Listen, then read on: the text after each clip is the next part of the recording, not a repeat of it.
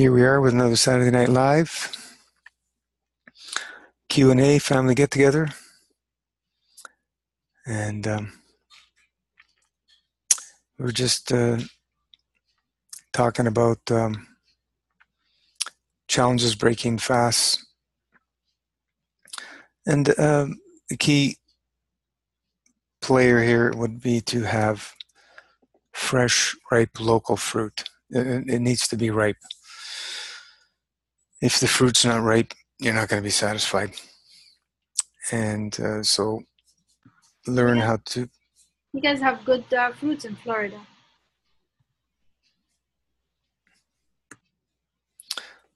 Some people said living alone, no excuse. Yeah, some people said it's not great even in Florida. I don't know. I haven't ever been in Florida myself. But ripe, I see people buying fruit in the supermarkets and stuff. People don't know how to buy fruit. They pick on ripe fruit.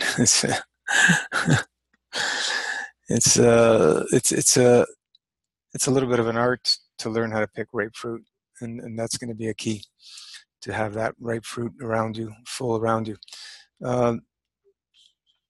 And you know, the veggie fruits are also something that people will crave more because they're kind of going towards the salty stuff.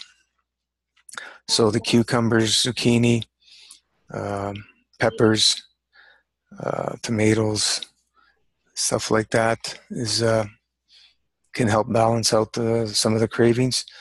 Green juices as well. That'll help cool you down and ground you, with lots of celery and other leafy greens. So these are the things that will help. The cooked fruit, if the fruit's not ripe especially, that can help settle the emotions. It's when you cook things, it seems to help settle more the emotional side because of the higher energy packets when you open up the structure. But the problem when you go to a lot of the cooked foods, especially vegetables and grains and all that, their residues are so obstructive, and you have the negative effects from that, from the obstructions. So we don't want to go to those areas. Cooked fruit doesn't seem to do that. So that's another option. You know, with the eggplant, that's also considered a botanical fruit. There's like, you know, I was just in Belize, and there's just no comparison to quality of fruit. I had no thought of anything else down there. The fruit was so good. It was amazing. Come back here and I'm looking at the fruit. I'm going, oh boy, just the looking at it, you can feel the difference from the energy compared to somewhere like Belize or a tropical place that has beautiful ripe fruit. But even in those places, a lot of the fruit is picked unripe. A lot of the fruit, even in those places where it's local. So the art of picking ripe fruit, it's more of, I think, a monetary thing. They don't want to waste, so they pick it unripe. They don't want to go to waste. So people are buying and eating unripe fruit. But the other thing is, you know, keep your meditation prayers, breath work, grounding, do some sun gazing, flower gazing, tree gazing, whatever you like. Connect to the earth. All these things will help settle those emotions. When you're not busy and you break your fast, the monkey mind's going to go all over the place thinking about food. It happens to everybody. So to avoid that, we got to keep busy. You know, movement, exercise, all these things. So you have 3, you know, nice master fasts under you. This is a lifestyle plan for your next. when you feel that the food is starting to control your life, time to fast. David, I recommend. I think it would be nice maybe to do a dry fast for the days you're going to eat. Do a nice daily, like long daily dry fast, maybe 18 hours, and then eat one or maybe maximum two meals. So you don't have a big feeding window, because when we have a big feeding window and we're eating, we're going to like think about everything. We haven't eaten for a long time. So maybe shorten your feeding window, increase your dry window. Yeah. Some people like having their meals in the afternoon or early evening. They say that helps them settle their emotions much more so. I think more people have more challenges in the afternoon, evening with emotions and food. And some people do well with stopping all their food consumption by like 2 o'clock in the afternoon, at the latest, and have the evening all open. So you try different times to see which one helps you emotionally better, And because also that, you work as well, because some people are staying home, other people are working outside. Your breaks, everybody's different. What yeah, works? yeah, you just got to try different times and so on and so forth. Um, as the years go by, fasting, breaking, fasting, breaking, fasting, breaking, fasting, breaking, over and over and over. Um, you start to get adapt at breaking it more and more so. And, you know, uh, when challenging times come up into your life, and you're breaking a fast, those will be challenging times to break your fast as well. So challenging times meaning, deaths in the family or events or busy or whatever. Those times would probably be better to fast through them instead of, having yourself break the fast in those times, because those times there will put more pressure on you. Um, like I said, here, taking care of my mother, it's been really challenging, really challenging. I've been here since August, and um, I've never had these challenges in many, many, many, many years because I've been living on my own, and it's a whole new experience all over again, uh, being in this environment. So we do the best we can. With the So yeah, with the family, it's very challenging because you guys have so much emotions already together, and then you're around them all the time. And like, yeah, I mean, for me, if when I see my family, I come back, I feel I'm a little bit imbalanced, and maybe I would go to food. I would kind of, yeah, this is the most time I feel I am imbalanced. So I can imagine, when you live with your parents, not only just helping them. well, it's because we carry all their emotions. Well, yeah, yeah. I mean, genetically, whatever generations, but we all our life, I mean, we grew up with them. We grew up with them. All this childhood drama, trauma, and all that stuff. You have so much. Even if you didn't come from them, even if you're adopted, I would imagine it's similar. It's not easy because you lived with them for so long and you had so much interaction, so many emotions involved, and then you live on your own, separate, like away, and then and then all of a sudden you're back for the first time in your life. You're back with them all the time, almost most of the time. What's your age, David? Did you hear what I said? Hmm. I'm reading his other question. Yeah, I know. We will do that. 67. Okay, you're a little bit up there. Hip bone and bone. Uh, I would get yourself some bone net, comfrey root, and do what do they call it? Poultices right on the hip, and leave it on for a week, or whatever, a few days at least, change it and keep putting it back. And you can take a little bit of the herb internally, but I wouldn't take it too long. Maybe a couple, 2, 3 months, and then take a break for a month. If you're taking it internally, small amounts in your tea or something. But the compress, the poultice, is very, very helpful in bone, cartilage, tendons, and tissues, and for all kinds of stuff. It's very, very regenerating, that herb.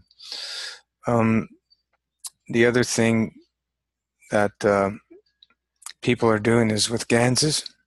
There's a doctor in Brazil who was actually injecting the ganses, small amounts, into degenerated joints. There was one case she did with a hip, and one case with a shoulder, and the bones regenerated.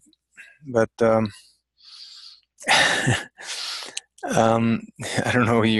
She's also using pain pads that she designed and made in those areas, and the people regenerated. She showed the before and after X-rays. But I would do all the above if you can. Injecting it, I don't know who you're going to find to be able to do that stuff, but you can make some pain pads. Which ganses, CO2, zinc oxide, those two, and you can make yourself a calcium gans. The best one that Mr. Kesh says for calcium is the cuttlefish, the bone of the cuttlefish. You can make your gans from that. You can make some pain pads, and you always use 2 pain pads. You make a small one, and then you make one double the size, and you put them in the area across from each other, so the fields feed each other. The stronger feeds the weaker, and you have an interaction there. I don't know if you've watched the series with Giovanni and his daughter, that she was basically brain dead and very damaged body. He had made a helmet with all ganses, and her brain completely restored. It was mush, and it restored the brain. She's still alive, and she's doing well. Slowly but surely, she's regaining everything. She's up walking and so on and so forth. So don't underestimate anything. Everything's possible. It's just, are you willing to commit and do whatever it takes, no matter what, no matter how long? And that's going to be the key for any type of regeneration and restoring your health. It's that commitment. And yeah, you fall off the wagon here and there. Don't worry about it. Just stay focused. Brush yourself off. Stay focused and continue. You've already done 3. I'd probably mentally prepare myself to go for a longer one, like 108 days, and continue using all the tools we suggested. So there's lots you can do.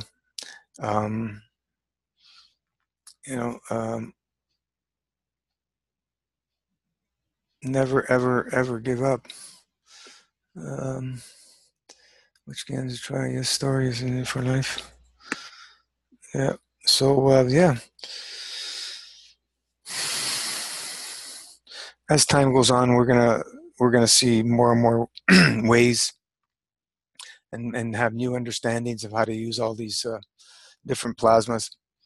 Because just a few years, we're just beginning, and already we've seen amazing things that can be accomplished with fasting and with ganses. The MFS lifestyle, simple. Like I like to look at it as we're always on master fast. Always, we're always on. We call it a fast, but the new definition of a fast is living on plasma, light, or prana, and then when we choose to eat, we eat. and then we get back on living on light, you know. So um, most people are looking at it the other way around, and the lifestyle less is more is um, showing us that we got it backwards. Food is the problem in the physical realm from pretty much everybody, and we eat way too much, way too much. So number one goal is to reduce our consumption in food and everything else that's necessity in our life. That's what living less is more lifestyle is. It's not only about the food, but living on minimal, because it's just throwaway society today. Just we hoard everything, just collect and collect and collect. Like in the Toronto area, these what do they call these storage places in the last 15 years or so, they're popping up everywhere. You know, people have so much stuff they have to go rent these storage places to go store it. It's just ridiculous. You know, um, just for example, you have something that you're storing, you just the storage you pay for a year, you could probably buy it over 2-3 times from the rent you pay or whatever. It just shows you the hoarding mentality. It's just gone crazy. So, you know, get rid of everything you don't need in your life. You'll feel a relief in your home. Clean it up, minimalize it, change furniture around, and that will help also on the emotional side. So, lots we can do, David. Lots. Um, Exercise. I don't know how your mobility is, but get mobility in that hip. Move it around every day. You know, yoga would be great. Walking, if you can, brisk walk. If you can, just yoga will be great. Just get movement in there, stretch and open it up. Get blood flow, get energy moving. Acupressure points, get energy moving. The breath work, the Buteyko breath work. Need to build up that CO2, get energy, so we can get more energy transfer, because the CO2 is what allows the energy transfer in our physicality. So yeah. Um, oh, we have Denisa. Hello, Denisa.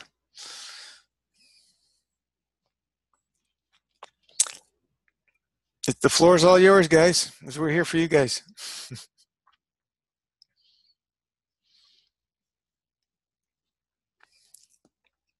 Anything, Denisa? If you can hear us,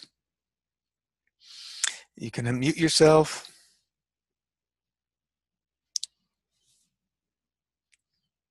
Here, I'll unmute you. It's not working. Oh, there it is. Hi. Hello. Hi. How you doing? I'm really, really shy. Shy for what? We're I family don't here. know, from everybody. I had my camera covered with this. Oh yeah. Time Time to to smile, smile. because it's a reminder for me to smile. Yes, we need to be reminded. You know, as children, they laugh and they smile hundreds of times a day, and adults, lucky if you do it once a day. Some of us. Yeah, I'm studying. I'm really following Sadhguru at the moment, and that's exactly what he says. When you are a child, you are happy all the time. You are like, you see a butterfly and you are like and you are in that moment and you are happy all the time. But when you're an adult, so basically when you're a 5-year-old child, you are so happy that something or someone has to make you unhappy. But when you're an adult, you are unhappy most of the time and you are looking for things to make you happy. So Is it's it? the other way around. It's crazy world. I just, it's just what he says is actually so simple and things that you already know, but to apply it to your life is actually, you have to be conscious and aware of everything that you're doing, everything, everything. everything is so important. But what you said earlier, sorry, I've just joined because I was just about to go to bed, but I'm not tired yet. So I just thought I'll just have a look who is chatting about what. What you were saying about changing our mindset, not think of fasting as abstinence, but turning it totally around and thinking of it as the way of being and the way of living and the way of feeding and getting the energy the other way, not um, as an abstinence to, not denying yourself food or drink. Exactly. So this is what I didn't realize, but that's how I saw it before. And the last Wednesday, was it last Wednesday or even week before? Time just flies. Question and answers, you mentioned it there and then, and I thought, oh my God, this is not the way I think of it. I have to really turn it the other way around, like Gino is saying. And this is what is helping me now. I'm dry fasting now, and I'm fine, absolutely fine. I mean, I'm halfway through. I can't remember. I don't even count anymore. 20 something days through my second master fast, but I don't feel hungry or thirsty at all. It's just, I don't know, when you're back on that, eating food, that is when I failed, really. We all go through that. It's if we look at it like, when we're fasting, we're feeding off the nectar of God. Yeah. Let's connect to source, because that's really what allows to me to do when I fast. It's much clearer. It's just beautiful. And then when we put food in our bodies and we're going, like, I think I felt better before I ate. So not that we don't, we're going to stop eating completely, but we can enjoy our foods and so on and so forth. But that fasting is so crucial and important to be that part of our life always. Yeah. But before I came across Master Fast, I was trying a bit of sun gazing and breathing, but I didn't have the knowledge and I didn't have the belief. I was still very scared, and I thought, right, I'm dry fasting, but I have to during that day, I have to do a bit of sun gazing to get some energy from somewhere, or I have to make sure I'm breathing really deep to get some sort of energy inside me. But now I'm just not even worried about what I'm doing. I just have the trust that I'm just getting it one way or another. Yeah. If you see what I mean. Mm-hmm. It I think, what's the name of that guy? Sunrise, the breatharian. Anyway, he said basically, he said that you just get everything you need from your body anyway, from within.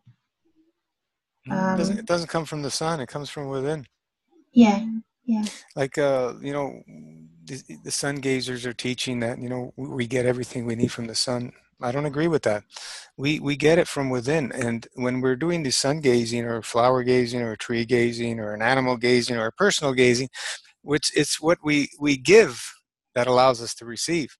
So we turn it around and we focus on giving to the sun or giving to the tree or giving to somebody or the animal. And that allows the plasma to open up to allow us to receive.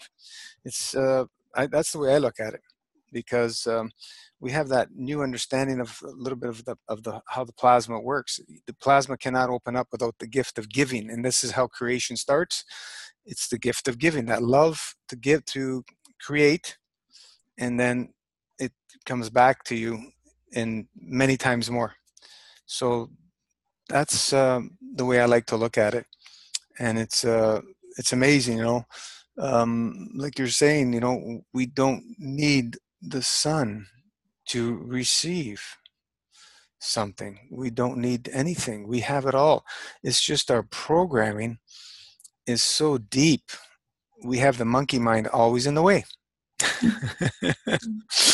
And we're all there. So okay, yeah, okay, thank you, monkey mind. I know it's it's frivolous. It's nothing to do with reality. So let's focus on what we understand now, and it's all the connection within, to source, to God, to creator, to whatever word you like to use. And the uh, the uh, the abundance, it's infinite. It's infinite from that source. There's no limits. Just as we speak of the atom, which is a mini planetary system, or the planets themselves that we see in our solar system, they're in continual uh, motion, that without any engines, fuel, wings, or you know, motors or anything. They're continuously in motion. So how does that happen? And down to the atom, and we are made up of atoms, and we're a reflection of the operation of how the universe works. So we can't be separate. The separation is what we've been led to believe, and is why we are where we are, eating 3D foods. And where it happened, when it happened, we don't all know exactly. But um, when you've been, you know, living this lifestyle for a while, and you've done a few of these master fasts, you start to understand that the food is the illusion, especially when you go back to food. I'm sure you guys can agree that have done master fasts. It's nice to eat, but it's not what we've been told. It's actually a burden to the physical body, and it's very apparent after a long fast, especially like in the concentration camps. God bless those people's souls and all that, that they starved. Um, you know, in their mind, they were starving, right?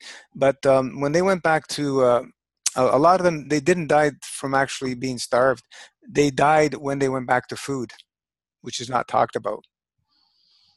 But also, when you get off food, I mean, we cannot get off food immediately. No. I think part of it is the physical body. It's very toxic, and it's gonna detox too much too fast. There is no exit. The waste elimination organs are blocked. I believe this is one, and then the other one is the belief system. You believe you're gonna die, and you're going to die.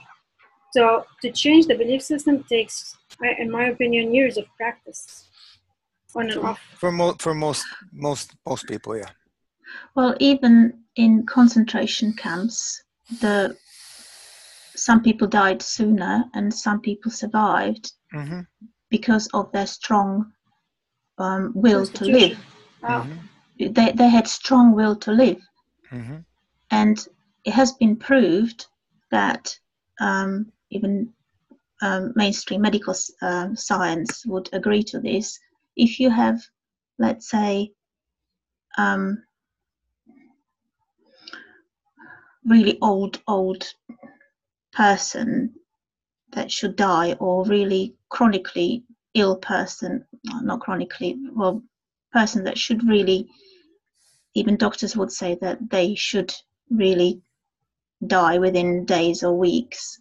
That person is not even consuming any food anymore.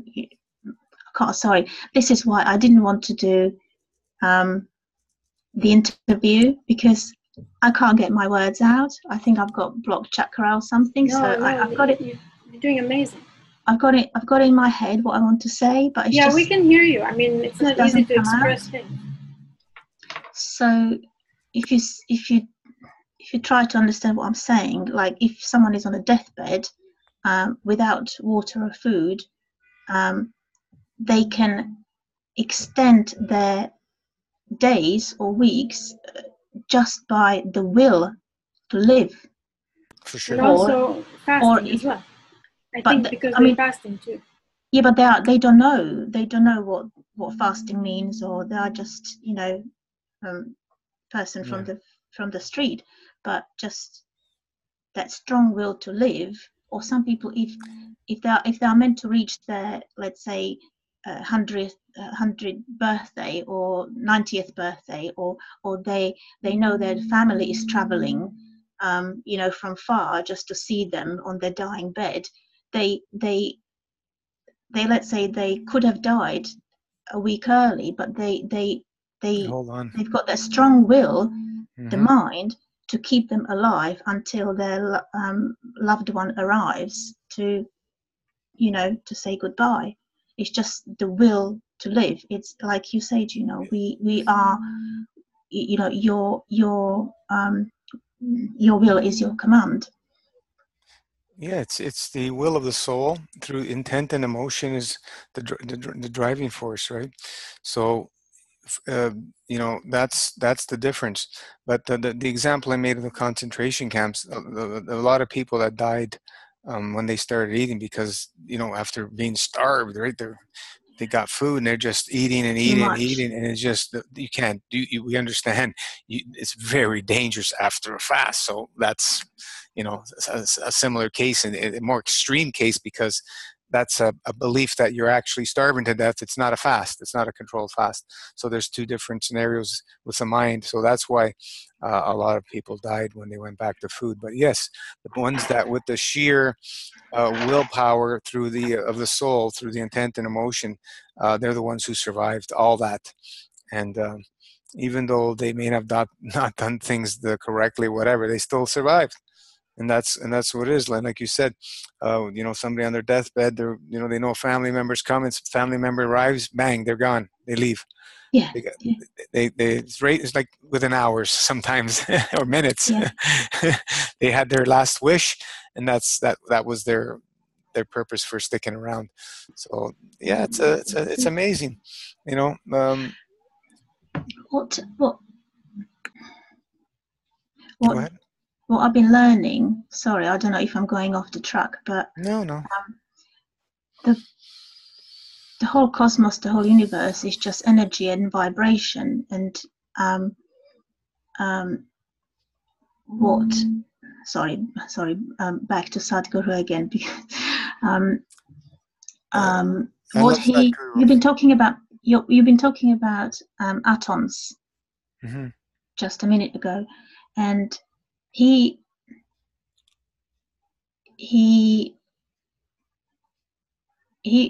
sorry, I hope I understand his teaching. You see what I mean? I mean, probably Okay. listening to him now and what he's saying, because sometimes he's talking in riddles, and if in 6 months' time I go back and listen to the same teaching, I will probably grasp it better than what I'm understanding now.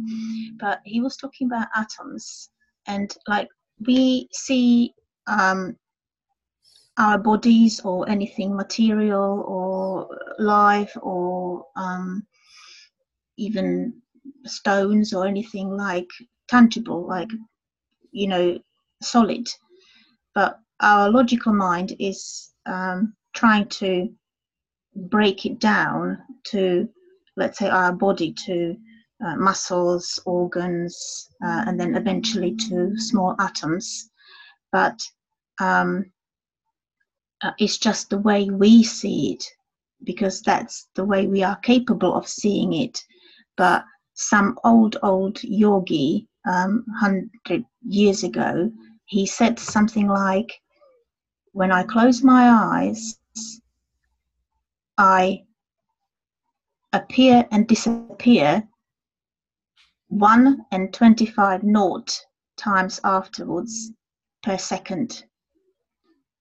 And this is what Sadhguru was saying. I don't know if you're following that. Some people would say, "Oh, that's rubbish." I will close my eyes and I'm here. Even I know I'm here. But the truth is that I understood it as if we are just energy vibrating really fast. So what this old yogi meant, when I close my eyes, I disappear and I appear and disappear 100 million billion times per second. We are just not able to. So we are here, and the whole existence is here, but we are not really here the way we are. No, we don't see the way we are. No, we don't see the way we are here, because our senses are very limited. We are not capable of seeing the whole truth. And it made me think, it really could be that we are just vibrating energy. I tell you the good example, he explained it. If you have a ceiling fan and it's going really, really fast, it's like you see like a plate or a UFO, like a solid plate, but you know that it's just 3 arms and there are spaces in between. Mm-hmm. But you see your visual and sound, and the way you are able to experience it or see it, it is just like a plate. If you didn't know it's a fan, if you see what I mean. Mm-hmm. Because it's going so fast, so it's creating the shape of a plate. Now, so someone tells you it's just 3 arms going around really quickly, and you think, well, it's not. I can only see a plate. So you think, right, I'm going to experiment. So you throw a stone. Like, will it go? If there is a space in between, I'll throw a stone through, and if it bounces back, it must be a plate. So you throw a stone, and it will obviously bounce back because of the speed of the fan. So you think, well, I can see it's a plate, and I've tried it. I threw a stone through, and it bounced back, so it must be a plate. But in reality, it's not a plate. It's just what we see. It's a plate, but in reality, it's just 3 arms with space in between, and that's what apparently our bodies are. Exactly. It's like, what the equipment they use with electron to see the atom. What is it? It's empty space. We're made up of empty space. Yeah. Same thing. Yeah. Exactly. It's very difficult for us to conceive and understand it because we're looking through the eyes of matter. So, when we go within, through long fasts and prayers and meditation, you get so much more information coming through. It's just incredible, the connection. But you start eating and eating and eating, we get denser and denser and denser is what I find for myself. So I like to keep fasting regularly, part of my lifestyle, which is the way we explained it. It's not deprivation, it's actually opposite. It's where you get your infinite source of abundance through fasting. It's not deprivation. And Mhm. We appreciate food much more when we are fasting than when we're eating. oh yeah, When we're eating and we stop for ourselves, especially because we want to try everything after a fast, don't do that, please. But it's there's no appreciation. I think we eat because we want to get the satisfaction that we get with fasting, or maybe something will satisfy me, but maybe to prove to ourselves that that's not it, so we keep eating, trying to find answers, trying to find something that satisfies us. And then after, some days of eating, we realize that really nothing will satisfy you. And if you, when you fast for a period, you kind of miss the food because you're not fasting on your life, or you haven't been. So you still it's miss the addictive. food. Yeah, but I mean, let's say we're eating very clean, okay? 1 day or 2 days a week or something. When you fast for like most of the week, you will enjoy just thinking about food, and then you eat, enjoy like clean food, and then you go back to fasting. You'll always appreciate the food, not miss it, but appreciate it much more than when you're eating 7 days a week or even 6 days a week. you will appreciate the healthy much more. It's just a way of numbing ourselves, because we are looking to complete ourselves in some way. We are always searching for that something else, but we are unhappy. I don't know. Totally, yeah. We are trying to numbing. It's the way of numbing ourselves, Definitely. and avoiding the things that matter most. And we like that numbing feeling, and we do it by watching telly, by shopping, spending money that we shouldn't, perhaps. Emotional comfort in a way, and like especially food. And eating food. Yeah, spending money for some. If you are feeling it, yeah. Just avoiding addressing the things that we should be addressing. Yeah, it's amazing. It's like you explained the fan turning. The fan's turning. It looks like a solid plate, and we can see the same thing with people and their belief of fasting. Oh, the guy, he went without food for so long and he died. Now, there's the evidence that you have to eat food.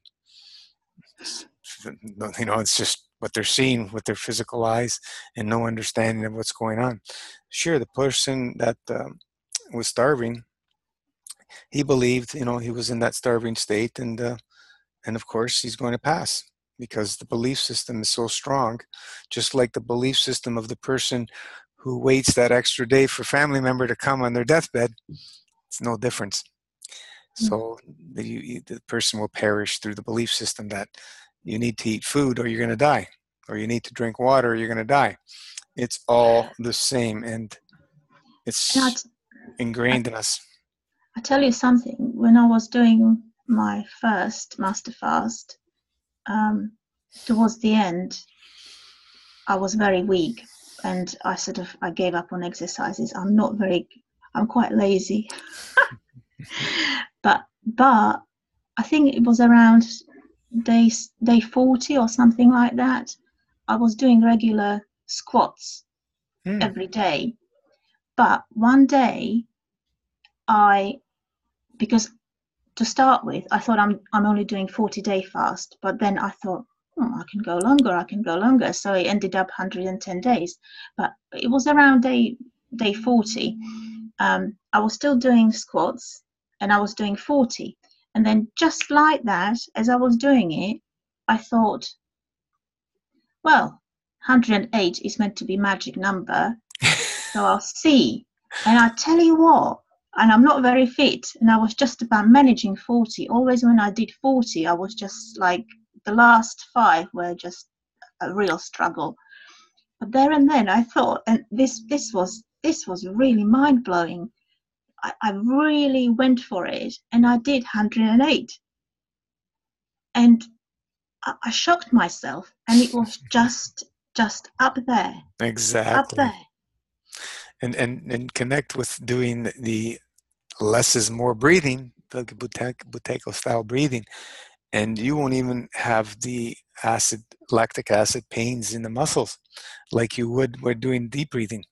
It's amazing, because I was one who had severe lactic acid problems from working out and so on and so forth.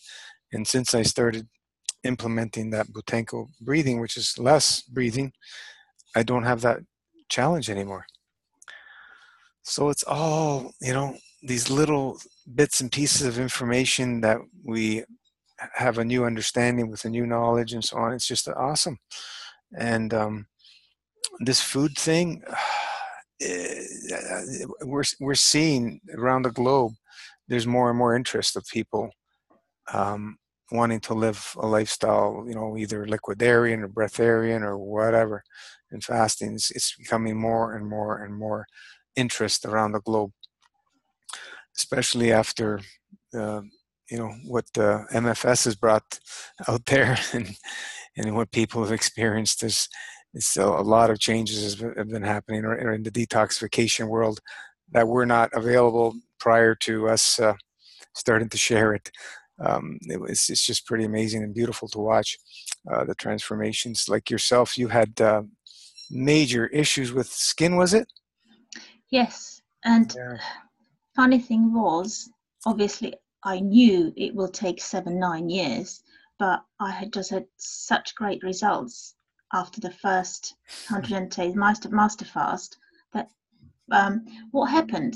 I don't know if anybody else doesn't know my story, but I had childhood eczema since childhood, really Wow. badly, on and off, and even my adulthood, all over my body, basically. Not all over, not torso or private parts, but legs, arms, and neck, and everywhere, basically, face as well. I couldn't wear makeup at all. It was Wow. really for a woman. It's frustrating. And when you are a teenager and everything, what I would do, I would put steroid cream on my lips, because I had eczema on my lips. Let's say Thursday and Friday, to make sure that I could wear lipstick on Saturday to go out. Wow. It But I just learned to live with it. I've searched all my life for cures, but I kind of accepted that I will just have to live with it. But anyway, the first master fast, what happened about halfway through, I was getting skinnier and skinnier, and my skin was almost like shriveling up, and it looked older and shriveled up, and I was actually a little bit worried, thinking, right, I'm going to have excess skin as well, and it looks older, and I'm starting to look older.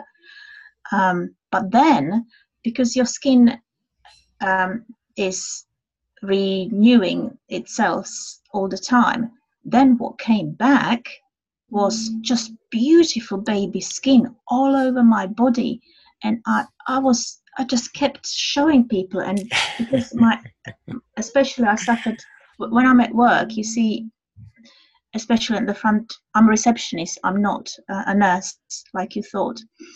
Okay. At the doctor's surgery. So when I'm on the reception, I was really aware public are looking at me, especially hens. And what came back is just beautiful, beautiful, beautiful skin. But what happened as I was clearing through 110 days, it was coming up, like, let's say I had eczema on my legs and arms. Legs cleared first, arms cleared second, then it was coming up, and up towards this area was the last one to clear, but eventually cleared. Interesting. But then I started to eat. I started very well, with really small amounts of mono fruit, melon, oranges, still drinking grape juice and lemon. But I stopped fasting completely, which I shouldn't have. Dry fasting, I mean. My weeklies, I stopped that because I was desperate to put on some weight. And Yeah, then obviously you it got snowballed. very thin, but it's Yeah, okay once you understand. it snowballed and snowballed. And then as I started to eat other food, still vegetarian food, but not ideal, cooked food and avocados and other things, and hot spicy food, because to compensate for not using salt at all, I just was using chilies and Indian spices.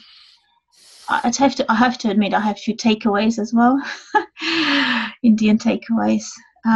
But it was the large amounts. Really, my plate was just full of cooked food, but what was coming in was just coming out as well in large amounts. It was just waste, waste, waste. But then what happened, and I'm still struggling now with it, but I'm not actually worried. It's just I'm accepting it the way it is. Eczema came back on my ears, behind my ears, inside my ears, and now I don't know if you can see, but it it's really bad here. My whole body is actually still beautiful, but that's what I said in one of the comments on Masterfast page, Facebook page. I think the most congested area for most people is actually this area. Everyone is different, but I think this is the area, and this will probably take me longer, much longer. So I'm just seeing, you know, how long it will take. And it's, yeah, when we go back to those foods, we start bringing in the problems. The fasting, the problems go away, and we go back to food, and the problems come back. So, you know, 1 + 1 is 2. It's very simple math that people have a challenge to understand why. And when we keep the diet very, very clean, we will minimize that. And like we say, you know, it's 108 days, a good start. my dad is not into this fasting, but he's always been very spiritual, and he said something like, because he could see that within 3 months I put on so much weight from where he knew I was detoxing. He didn't know the whole ins and outs, but he trusted in me, and he said, well, you know what you're doing.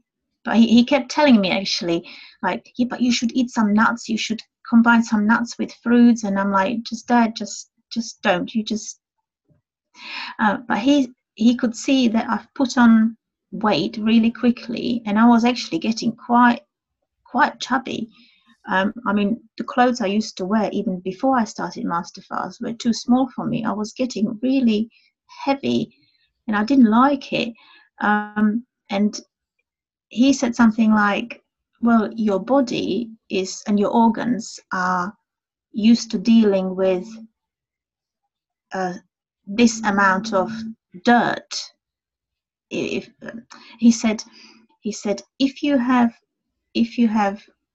a little bucket of water, or if you have a swimming pool, and you make it dirty, which one is it easier to clean? Daily, if you had to clean the swimming pool daily, and if you had to clean the bucket of water daily, comparing it to if your body is small and on a thin side, like it's meant to be, or if your body is on a heavy side and you've got a lot of fat around your cells and everything, and you know how easy it is to clean, for your organs to cope with cleaning a bucket of water or cleaning a swimming pool. Does it make sense what I'm saying? A bucket of water is easier to clean. Much less volume. So that's why, you know, when we're fast, with the swimming pool, we're chopping away till we get to the bucket. Yeah, but unfortunately, most of people are carrying around a swimming pool daily. Yeah. Like, you know, I don't know exactly what you're eating and everything, but you put on quite a bit of weight. I think you showed us a picture. And, you know, this is just, you know, foods obstructing. They're just foods obstructing. It's not healthy weight, putting on that much weight that quickly. And the only way we can, you know, stabilize and gain weight properly is when the body is ready, and through, you know, exercise, movement to build muscle and so on and so forth. And also your intent and emotion is a big part of that. Like, you know, go to the gym and you ask people, how do you build strength? And people are going to give you all different answers of proteins and this, that, and the other thing. But at the end of the day, it's the intent and emotion, first of all, and the work that you put into it to build a muscle has nothing to do with the food. Well, it's also having a clean body to properly build your body. Well, yeah, I'm talking about, you know, generalizing people, how they build muscle and strength and so on and so forth. You get two guys, two completely different diets. They work out the same, and one guy could be much stronger than the other guy. Is it the diet or is it the emotion and intent? I would say it has so much to do with how toxic the body is, which also affects your intent and emotion as well. I mean, I don't think it's separate. Your physical body affects your emotional body. I mean, we feel it, especially when we break our fast. As soon as we become blocked, our emotions are out of whack. You clean up your body, it's easier to face our emotional whatever challenges, right? Yeah, environment dictates outcome. Environment is a big factor. I know that some people work out and they look better than other people who do the same thing, but we all come from generations of challenges, right? And so we can't compare ourselves like that. Not even a brother or sister, two sisters, or anything like that. I mean, the stuff that I see come out of people on colonics, it's crazy. The woman would be so fit, and like you can tell she works out. She's constipated, and the hose can be black from what's inside them. Black, and these are fit, thin women. Okay, so it really, at the end of the day, is your body clean or is it not? And of course, your emotions will be much more balanced when it's cleaner in general. Now, I see people who are constipated, they go once or twice a week, but they still are smiling and happy. And I'm like, wow, you're good, you have good genes, you come from generations of like good constitution, because to be able to put up with that crap that's inside you and still put a smile on your face, you're strong and not be sick, I mean, that is, I would say, definitely constitution. Yeah, there's unlimited factors. The emotion intent is the crucial, most powerful out of everything. But it's related. We can't really separate the emotions from the physical body. Who are we to do that? It's, we created, it's a whole. We can't talk about the emotions without the physical body. I mean, we're approaching the emotions as well with the fast. We're in this realm to experience this physicality, and we work with it. But the emotion and intent can override and change the physicality in an instant. Yeah. I mean, now part of your physicality is, our nervous system, depression, and this is all emotions. So there's a fine line between emotions and the physical body. You can't, it's almost hard to tell when does it become emotion, when does it become physical body. I mean, we know depression is thyroid. If the thyroid is challenged, if it's obstructed, then it affects your depression. The adrenals, your nervous system. The gut, I mean, my goodness, that's where everything starts. Most of the waste in the body is coming, exits the body through the gut. So it's stored there. Absolutely, and it starts with the food. Emotion. Yeah. Yeah, and the more stressed we are, the more we eat or whatever. So it's a cycle. Yeah, we start plugging up the GI tract, and then all the other organs and glands and cells and brains and everything else starts plugging up, and we end up with all these kinds of issues and so on and so forth. But the key factor is that the lifestyle. This is a lifestyle, and we've had some people that do 108 days and they believe that's they're done. They're to go back to their old ways. Don't see those people anymore. No, they don't believe that. They know it, okay, but they don't want to deal with the challenge after the fast, and so they don't come back.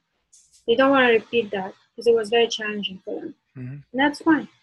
Maybe one day they will come back when they feel a little bit more confident. But they know. Everybody who's done the 108 days, they know better. They know. For me, it was the best time, I would say, like really the best time, like for my physical body, emotional body, except for the challenge and the criticism from the family and clients, in the first 108. And by the way, Denisa, if you lost so much weight, I found a way to lose less weight, and that's to do less dry fasting. Like, do the dry fasting, but keep it to the minimum protocol.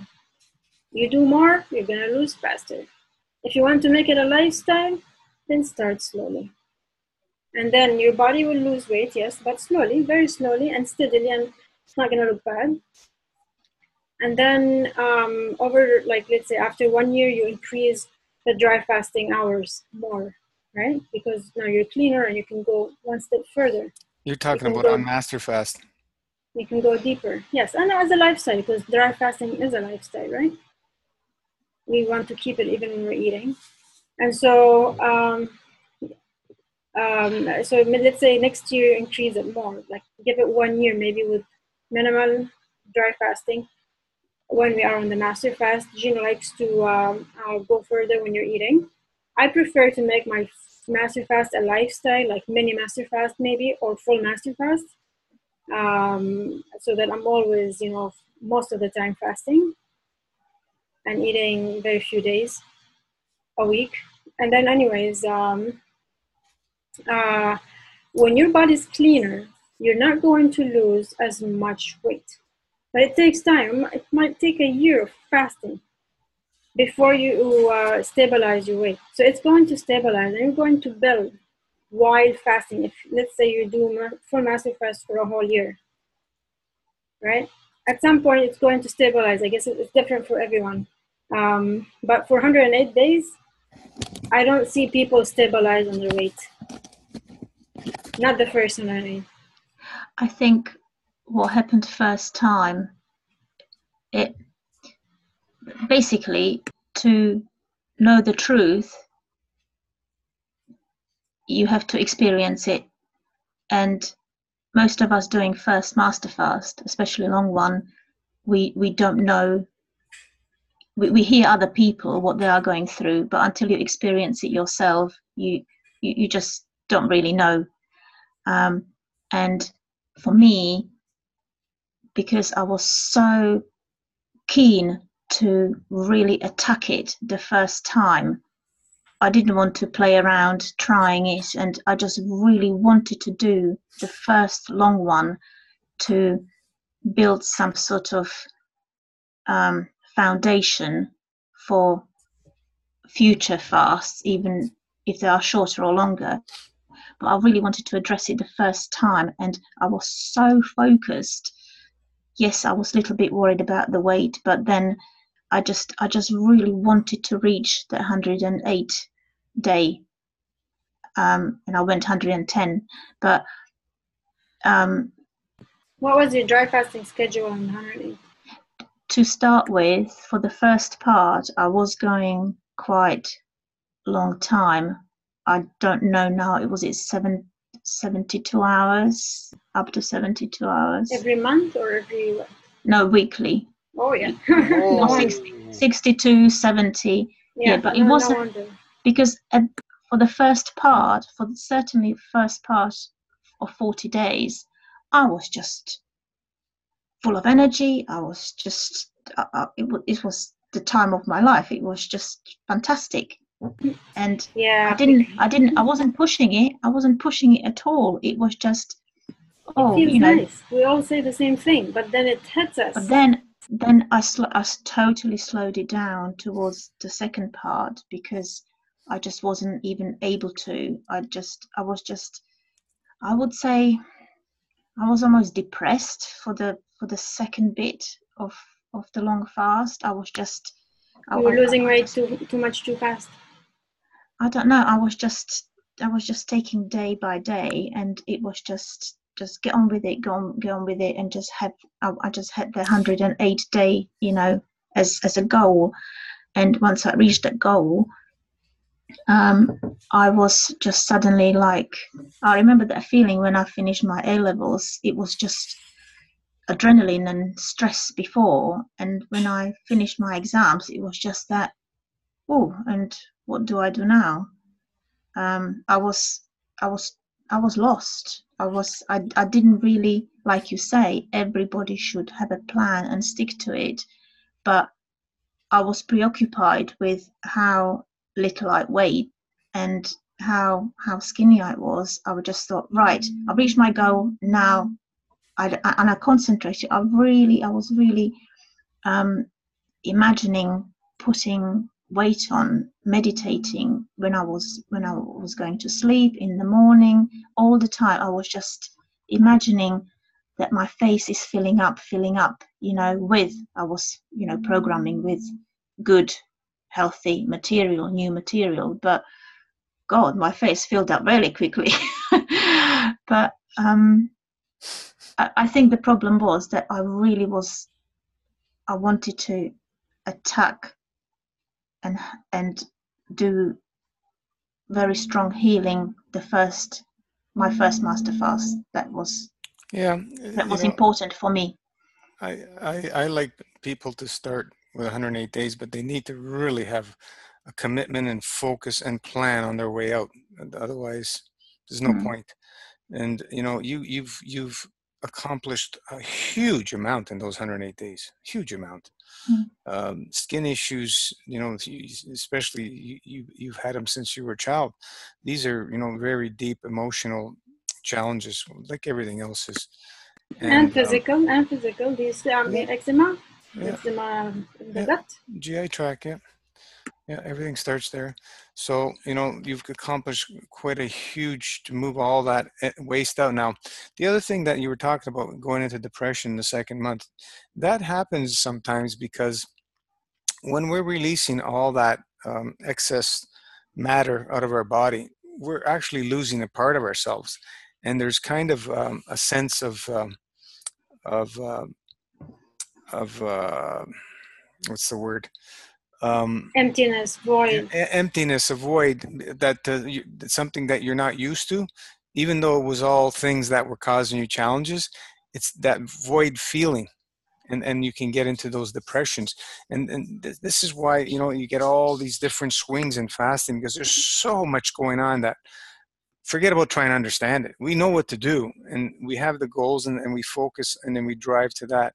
So we just embrace everything that comes. This is all emotions that's happening, and we just embrace it and keep going and keep focusing no matter what happens. And the outcomes are amazing, and we go back to food, and for a while we do the best we can to eat clean, and prepare for our next, or go out into a mini master fast option when we're exiting the long fast.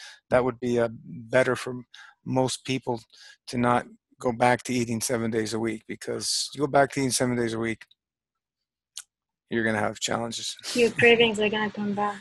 Yeah. The addictions. Yeah. And it's just a matter of time that you go back to the old ways of eating. All the same issues will be built back up 6 months to a year, if not sooner, and you'll have the same issues, because there's cellular memory, and also emotional memory that's in there. Even though we've released all that, it'll be put back. It'll go back to where it was. I was talking to David earlier today, that it's maybe best for us when we break a long fast to go for the long daily dries. So maybe 18 hours of dry fasting, and then 6 hours maximum of eating, like 2 meals. When you're eating.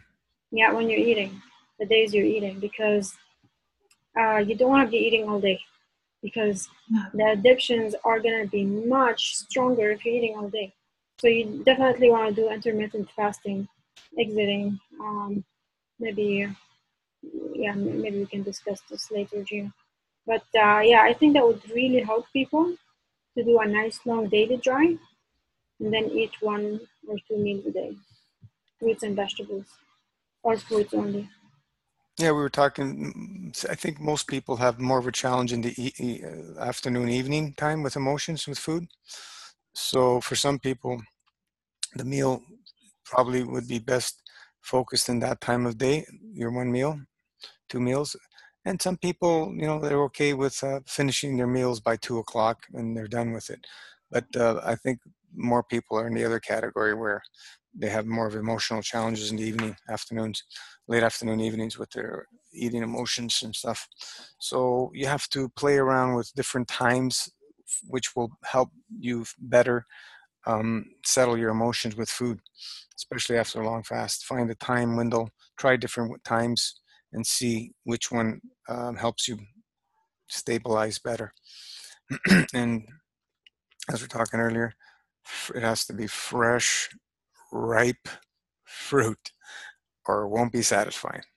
If it's not ripe, and that's the challenge with the fruitarian lifestyle, is to have a ripe fruit available. It's not available for all of us. No. We have a challenge in Toronto finding ripe fruit. And I was saying earlier, I watch people picking fruit. They pick all unripe fruit. It's people don't know how to buy fruit. Yeah, if you're not a raw foodist, in my opinion, you're not going to be eating well in terms of fruits and vegetables. I've went to raw food It takes potlucks. time. There's unripe fruit. Yeah, but these people are probably new to raw food. But when you're doing it for a year, you know a little bit more about fruits and what you would You'd be eat and what you surprised. wouldn't eat. You'd be surprised. Yeah, I mean, you learned through your 9-year experience with like raw food, right? If you've never eaten ripe fruit, you really don't know what it is. But anyway, it's all a learning experience. I mean, when you do raw foods, what you do is the first time you eat something, it doesn't taste good, and then you learn to pick it, do a better job picking fruits, and then you do mistakes. Of course, you do many Yeah. mistakes. I mean, until today, even if you know how to pick fruits, you're gonna pick. Most likely, you're going to pick a watermelon that doesn't taste good, right? I mean, sometimes we find good mangoes or this or that, but like watermelon, you don't know. Most of the time, they don't taste good, right? Yeah, they're not picked. They're picked Right. too early. Yeah. And what happened to me, first few weeks, I really followed the protocol after the master fast, and I would take my, let's say, 3 passion fruits on my plate upstairs in the room, and it would take me over an hour to eat it, to really enjoy it really slowly. I mean, I'm talking probably the first week. And people forget this, and someone mentioned it on the Facebook before. You should, when you pick the fruit or buy the fruit, you should almost, or especially if you know what you're going to break your fast with, let's say you buy a watermelon, so you've got it at home perhaps week before you due to break your long fast, you should almost play with it, talk to it, to love it before you actually enter it in your body, because it will become part of you. And if you already give it energy, that it is already somehow part of you before you put it in your body will accept it much easier. Mm-hmm. It's the same with another example. When someone had an eye test and they are being told, right, you're going to have to wear spectacles, and they're like, no, I will not. No, this will be a nightmare. I'm not used to what I will look and everything. But eventually they start wearing spectacles and they will become part of them. So for them, it's just normal. But if you eat something that is, what I'm trying to, you know what I'm trying to say. I hear you. Yeah. Mm-hmm. You know what I was thinking as you were talking about loving your food, and before you even eat it, I was thinking about the people like I've seen in Italy, people growing their own food. I mean, you grow it from a seed, and you're watching it maybe every day, and it's so you fall in love with it, and it tastes amazing. Everybody loves their food. It tastes different. Yeah. I've been my background is like Geno's. My grandmother had a small holding, and when you pick fresh strawberries or gooseberries or anything, tomatoes from, and when it's still warm from the sun, and when I was climbing cherry trees and plum trees, and when that was our lunch almost. Not that we were desperate for food, but it was just we were so full that we didn't want to eat other food. It We stuffed ourselves just being on a tree, just eating, and it tastes different. It tastes so much different. But what I was going to say, that's how I started after the master fast. I was eating consciously. But then, two months later, I was in front of telly, just shoving it in. And you are not eating consciously. And Yeah. that it's just, yeah. That's the difference. Yeah. Yeah. We need to remain conscious of what we're eating, and this is best we can after these long fasts. And we fall, get up, brush ourselves off, continue, because we don't want to keep continuing to do that. It's you'll see the negative effects coming in very quickly from going off the wagon for periods of time. So we have to make the choice of I like this, before I eat, I like to ask the question, pain or pleasure? What do I want to feel the next day? Every time before I eat something. And, sometimes we'll pick pain because the physical pains are easier to handle than the emotional pain. And that's why we choose the physical pain. But another important thing, what I used to, well, I don't know what I will be like. I'm fasting at the moment, so let's see. But I've observed that there are two kinds of people. I mean, most of us are emotional eaters. So when we are upset, we eat. But there are other type of people, when they are upset, they can't eat. Mm-hmm.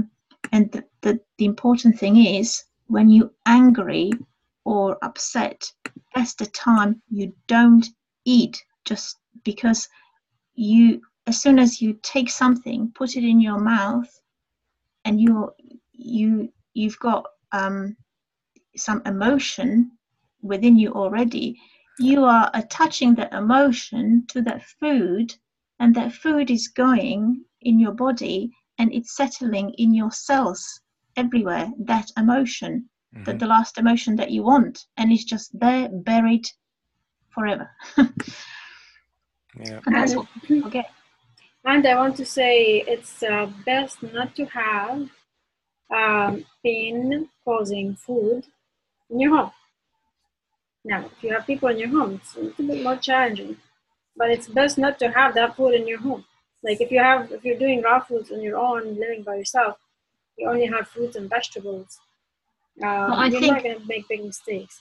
But I think even if you picked up a watermelon and you are upset or just had an argument and you eat it there and then, that's not ideal either. Mm-hmm. Even though watermelon is probably the cleanest. You're looking for comfort when you're going to the watermelon. You just should not consume anything. Yeah, definitely. No, I totally hear that. But the watermelon, the fruits are going to be way less addictive than the other ones, than the other fruits, and that's because they're the least obstructive. So the more obstructive the food, it's going to be more comforting because you're looking for an obstruction. You're looking for, the comfort is usually not with fruit. It's more like the stuff that used to make you comfortable when you were a kid, something heavy. But what I'm talking about is we're doing all this hard work, clearing and releasing all the memory that we've installed through our lives. but now we just don't want to carry on, even eating clean food, doing the same. If you're following, Totally. am I correct? I think I totally understand. Yeah. Mm. Yeah, you don't want to eat when you're upset. Yeah, digestion is not going to be good. It's just you're taking in negative, I guess, like you said, thoughts. Maybe you're taking in the energy of the negative energy. I mean, yeah, definitely best to not eat when you're not happy. I was the opposite before. Just yeah. When I was upset or stressed, that's when I would eat. Mm. Yeah. I think When I was most studying, people. when I was studying for my exams, I would have to have about 6-7 different packets of biscuits or snacks, and I just had to chew on something. Yeah, And where did that go? yeah, I remember as a kid I was studying for math exam. I still remember what exam it was, a math exam, and you're so stressed out. And I remember asking someone to buy me chocolate, okay, because me and my cousin we have we take the same class. And then her father came, my uncle, and he was like, "What are you guys eating?" We're like, "Chocolate. We need energy." And he's like, "That's gonna make you feel worse." He's right. We were so tired after. Stimulants. It's so funny. Yeah, well, it's all learning experience for all of us, and we need to connect and find our way of what we can make work for us. And everybody will be different. We're all unique, and as long as we continue staying focused on the lifestyle, and that's our goal, continuing the lifestyle, we'll find our way. We're going to have challenging times, no big deal, but the metamorphosis and transformations that we've seen and we see is just incredible. Everything's possible. Everything's possible. Just allow it to happen. And it doesn't happen with foods. It doesn't happen with foods. I don't care what people say. it's, it's we haven't seen anything happen like this with foods. Yeah, but I'm not sure. Are we ready to give up food completely? We don't need to be. We need to, not need to. We learn to love less is more. Yeah, it takes time. We don't have to have that focus of I need to stop eating. I need to be a No, breathtaker. not need, but I do feel better not eating. But it's just Yeah. a big change. So I think But maybe I thought I could do it, but I couldn't. I fell off. Rana, do you have that feeling inside that, because I do have that feeling inside that one day, it could be in 20 years time or 30 years time, No, mine is 6 I've years. got a gut feeling that perhaps I will not need food. Yeah, definitely. I But don't think we will. what you, the way you said it earlier, you almost like you seemed, I just kind of can't believe that I will one day be without food. That's the way. No. I know that. I know that we Or can be without food. do you wish that one day you will be able to, or? You know what? I just came off 19 days ago. Today I'm starting again. I might do master fast weekly, so 1 or 2 days a week of eating, and the rest of the week fasting, master fast. So I just came off 116 days of liquid hybrid, master fast, and sometimes I have green juice, like on the weekends, with the master fast. So I just came off it, and my plan was like, oh yeah, I'm like surfing, I'm like, I feel amazing. No, but like I talk to people and like, and this is maybe what, fourth long master fast. I was like, oh yeah, like nothing will stop me. I feel amazing. But then I started not very smart. Like I did it with this the past month. Just finished. Yesterday was the first day of eating for Muslims. So about a month ago, it's a month of It's your fasting. birthday. It's your birthday. You are allowed. Ramadan. So yesterday was the Eid, not only my birthday, but also the celebration day, the day you eat after Ramadan. And I ate for the past 19 days actually. The reason I broke my fast was because I was doing very long drives. So sometimes I went up to 21 hours a day. And I lost too much. You know, I told you, you can lose weight very slowly doing it at the minimum. Like my daily dry fast was 12 hours, and now it became 18 to 21 hours. So that's a long one. And if you do it every day, you're gonna feel it. It's gonna hit you after a week or two. So I did a week or two on Ramadan. So because the summer is very long, it happened to be in the summer now. It's very long, and so I could not. I had to dry fast for a whole day. And Gino said, "You know what? Why don't you eat? You know, so eat at the end of the day when you break your fast, instead of fasting, because fasting is very deep. Like I was losing a lot of weight. I was feeling weaker. You know." So that was a challenge, and then I fell off. And once I started eating, I started eating. You know, again, I don't like to.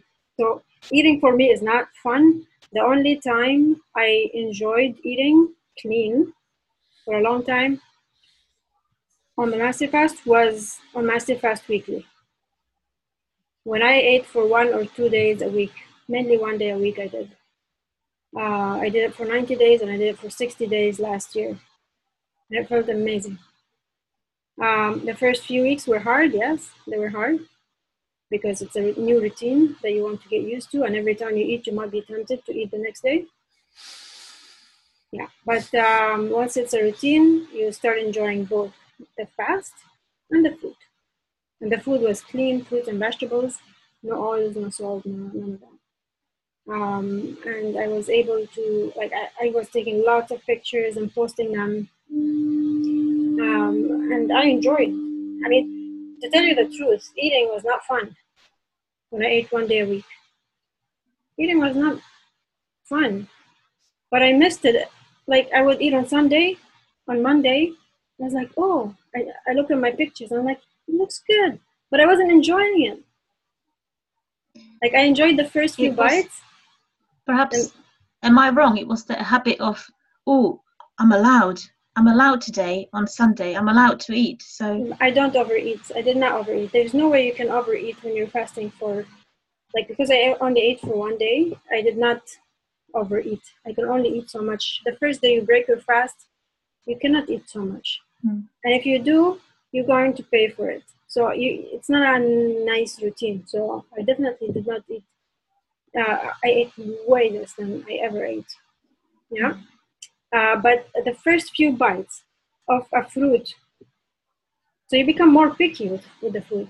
You're like, I eat watermelon, and I'm like, it doesn't taste good. What is this? You know, like, I want something good. Otherwise, it's not worth it. I would rather drink my juice. It tastes better. You know? So I guess if you don't have good fruit, I don't know. The watermelons are tricky. I have strawberries that I got from the farmer's market.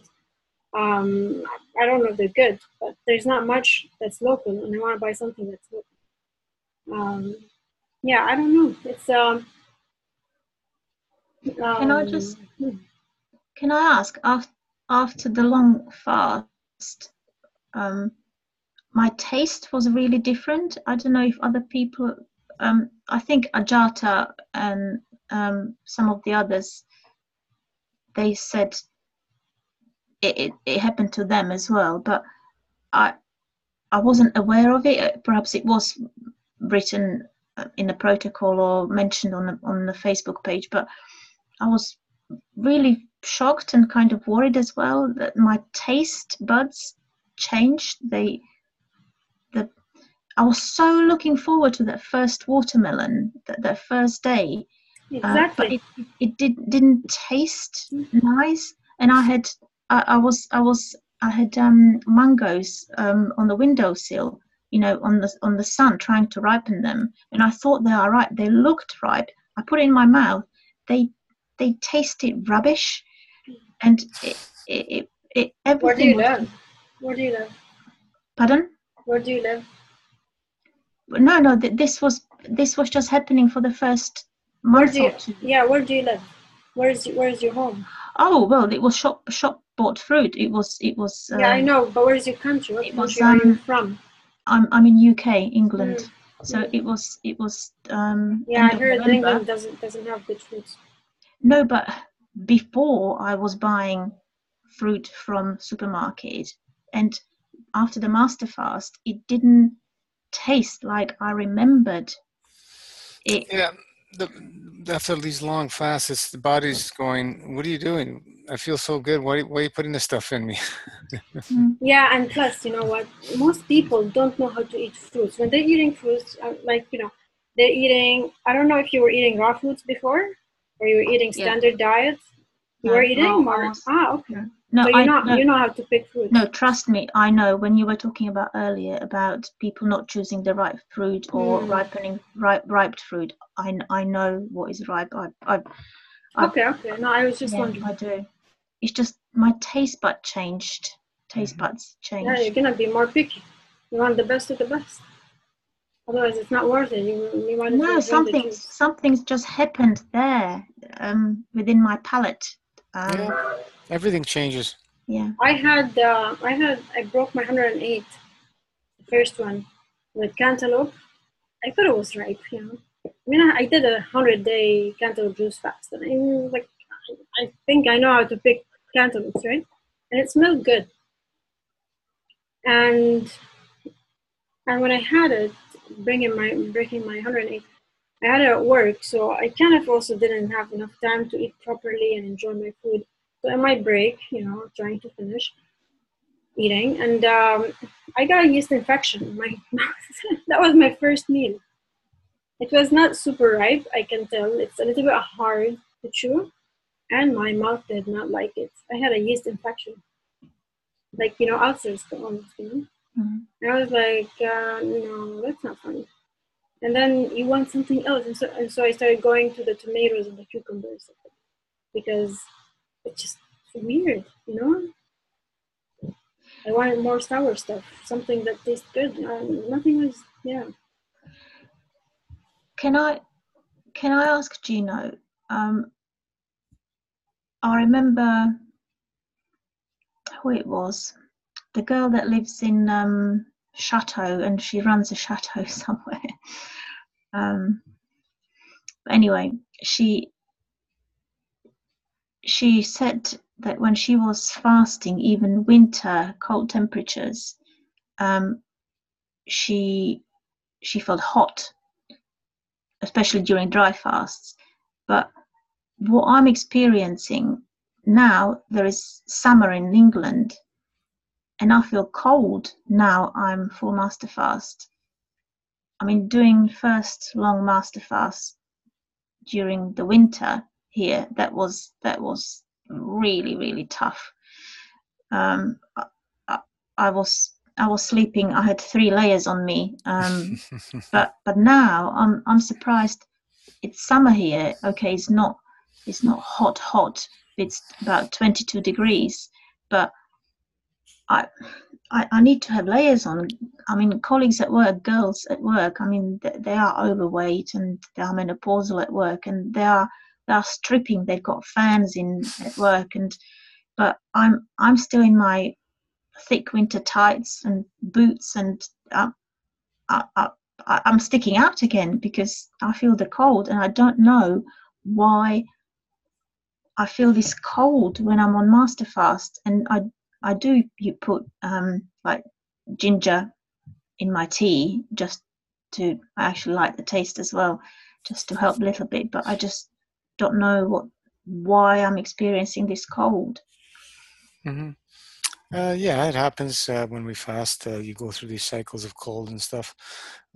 Usually, indication the thyroid, is obstructed and it's not functioning properly. I remember when I went raw, I froze for over 2 years, like literally froze in the summer. I was cold. I was cold all the time. And I've heard this with a lot of people going into raw foods. Oh, I tried raw foods. It was always cold. I couldn't do it. Eat a cooked meal, you'll heat up. Oh yeah, and this is exactly what I was Because gonna say. it's obstruction. It causes the friction, and the body temperature goes up. It's an assault to the body. So the body's raising the temperature to try and move it out. Yeah, yeah, yeah. Um, You will experience it when you go back to cooked food after a long fast. You will yeah, sweat. You will yeah. sweat, and that's So why these people are sweating, and you're not. movement, saunas, hot water bottles, sleep with hot water bottles. I've used all that stuff to, help the body temperature when you get these cold feelings on the longer fast and so on and so forth. And eventually, over the years, things will come to balance if you maintain the lifestyle. If you go back to cooked, you eat cooked, you're going to heat up right away, right away. It's like you're getting like a mini fever. Your body wants it That's out. that's why overweight people are always overheated. They're just burning up, producing tons of heat. They're never comfortable in the hot weather and stuff. Yeah, yeah, It's a exactly. lot of stress on the heart and so on and so forth. So it takes time for the body to adjust and balance out. Just use the tools to try and bring up the temperature. The hot water bottles work great. You fill them up with hot water and sleep with it. I used to use two, because I went through those really, really cold cycles as well. Freezing. Cold showers, that will help. End your showers with cold. I'm doing So that. yeah, so Yeah. basically get the circulation going. Yeah. Also, hot and cold pail. Put one foot in the hot water as much as you can, one in the cold as cold as you can, and then switch them, every few minutes. And you can do that with your hands. That moves energy. You can do that in the back of your head to help move energy. These are all little tricks. Always end with cold if you're doing it in the back of the head or anywhere in the body. But yeah, there's lots of things you can do to help with that. Of course, like you said, add the ginger. You can, if you're not somebody who's in a very severe state of imbalance, you can add just a small pinch of cayenne, see if that helps. You I can add it like in your that. juice or your tea, but not too much, just very, very small amount, just to help move a little more energy. But these are things, that we go through. I'm laughing because the thought came to my head that feeling hot or cold is just state of mind anyway. But Hmm. I'm not. Yeah. I'm not on that level yet where I can just tell myself. Yeah, do your breath work and just imagine your body temperature going up to normal. You know, some people can do that, raise their Yeah. temperature, Mm, because after all, everything's driven through emotion and intent. mm, So there's so much things going on um, when we're doing these changes in our lifestyle, and like we said, we don't have a full understanding of who, what, where, when, why, but we know how to, we know what to do. We know what to do, and we just have to have the trust and faith and allow it to happen and allow it to unfold. How long it take, it doesn't really matter. Um, like it's just some of the miracles we've seen as yourself with the, uh, the skin completely rejuvenating itself. That's a big factor, and 108 days is a short time for something like that to happen. And it's not completely solved, but this, the part of the reason is what you eat. But for so many of us that are members, I I mean, the problems that they had and they've dealt with, and they thought there is no way out. And it was the same for me. I thought I've accepted this is the way of life for me, and No way. I'm just unlucky. But No way. Now, thanks to you, creating Master Fast. I mean, now I know is that belief system that I've had. I thought it, I will be like that forever. Basically, I just didn't see the way out. I've tried so many ways through the years, but It's now I I have this healing reaction, and I'm covered, and it's not pleasant, and people can see it, but I've got a different way of understanding now. mhm. It it's it's because I know the truth, and I've experienced the truth, and I believe it now. Not believe it, I know it. I Yeah, know you've that experienced it. Mhm. I'm capable of having new skin, and I'm capable of having healthier body, which believe I was just, it wasn't there. It wasn't there. And and it's a miracle, really. It the from where you in when you're in a place where you just don't really want to carry on anymore, uh, Mhm. to this place where you just want to live as long as possible. It's a major, like a turnaround 360 degrees completely. The doors are wide open. Possibilities are limitless. And this is what we're conveying to, But new people come in. I got this, and this disease. We don't deal with diseases. We're in the realm where everything's possible. You want to join us? Here we are. That's how simple it is. We gotta let go of all the other stuff we've been taught. but there is a catch. There is a catch that with all this knowledge, which I didn't have before, I know now. Once you have the knowledge, with knowledge comes responsibility. So once you have the knowledge, you have the responsibility to yourself to do what you know you should do. So Exactly. if you go back to your old ways, You know, it the doesn't work. sometimes, Denisa, we go through all this, amazing healing, so on and so forth, and we come off these fasts, and then it's like we want to see, is this for real? Did this really happen? And we start going back to the old ways, testing ourselves. Was it really the food? This happens at the subconscious level. We're in an automatic thing. We go in through these binging cycles to test ourselves for some reason. And a lot of people do that. And then, they start figuring out after a while, things start coming back. Oh, okay. Well, yeah, okay. So it's a reinforcement that some people need to go through that experience as well. After the tremendous healing, miraculous healing, they want to go back and sense that pain and suffering again, so they can, restore themselves again. This happens all the time. It's the best way to learn is through experience. So, um, we have so many people now that have shared their stories, and with all these stories, there's somebody that resonates with anybody on this planet, pretty much, with all the different stories we have. So it's, even though we have all those experiences from others, we still want to experience it ourselves. And that's the beauty of, where we're here in this physical realm. But the possibilities they're endless. There's just I everything's possible. I have no doubt, everything's possible. Um, the things we've seen is just incredible. It's just magical.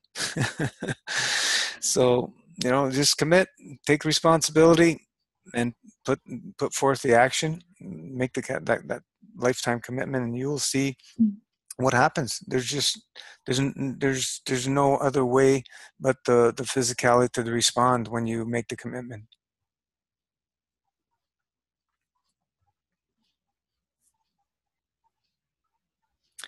It's awesome. What day you on, Denisa? I don't know. I'm not counting. Something 20, Roughly 20. Okay. 23 or something like that. I don't know. Nice. Yeah. I've got my little diary, which is downstairs, and Awesome. but I've stuck to my weekly fasts. So I'm dry fasting now. Yeah. We've had, people that are thin and they're worried about starting. Um, you're a good example that, you'll put the weight on. Don't worry about it. Yeah, You but went now, really, really thin. There's a few people that have went really, really thin, but it doesn't matter because um, you're not going to die fasting. You'll die eating. Not on master fast because we're taking in all this stuff, and the body's getting a beautiful rest and it's doing all this magical work. Just embrace it and ride it through, and trust. The challenge is everybody else around us that puts us all the negative crap in our head. That's the challenge for everybody. Yeah, it's just you've had it at work, I've had it, and I've known people for years, and they've known me. I've been fasted for years. Everybody's in that fear thing because you're getting thin because you're not eating. But do you remember, people, I'm telling you, you will not lose a lot of weight when you are following the protocol, doing the minimal dry fasting, which we suggest to all the new people. Mm-hmm. You're going to lose minimal, okay, very slowly. And if you go for like even 48, 36, for even 36 hours a week, you're gonna lose much faster. I've done it. I've done even 72 hours for a couple of weeks in a row, thinking I'm a Yeah. hero. In the That's I first don't know, 2 few years years, ago. in the first few years, and then it gets less and less. Yeah, I know, but It takes time. slowly. You start Takes with like the it first takes time. year, do it Yeah, minimum. this is why we revamped and readjusted all the dry fasting hours, because people are way more obstructed than I ever thought we were as in general as humanity, and it's just too much of a shock for people to dump that quick, because this protocol is very, very powerful. To build your body. To build your body takes time. Hmm. Fasting, I'm not talking about eating. You're Hmm. gonna dump, yes. If you do long dries, you're gonna dump. But to build it again, it's gonna be slow unless you do it slowly. I mean, it's gonna be slow. So you have to do it slowly. 9 years Yeah, minimum. you can, yeah. Commit. Like, well, for me, I can see myself. I have a schedule or whatever. I like a plan. You're saying Denisa 20 years or something. My plan is 6 years. I don't know if that's nine doable. years. So yeah, okay. Minimum. 3 years of doing mistakes on and off. And then it Now doesn't I want matter. to, And then the next 9 you plan at the end of 9. Gino. I already did 3. Okay, so 6 plus 6, that's 9. The first 3 years, it's gonna be up and down, and now I'm starting the 4th year. Okay, I'm not gonna do this for the rest of my life, up and down and up and down. I want to be more stable. As long as you're in love with your routine, it doesn't matter. You don't have to reach your goal, but you want to be in love with where you are. You want to be balanced. Exactly. It doesn't matter how long it takes Yeah. or where it will Exactly. take you. The plan, who knows? It might Enjoy the change it. journey. I'm happy. I'm really happy that I'm learning, I'm growing, and I've never spent so much time on um on myself, really. Yeah. Just Good for you. Yeah. because I think it comes in the second part of your life anyway. I think they call it autumn of your life.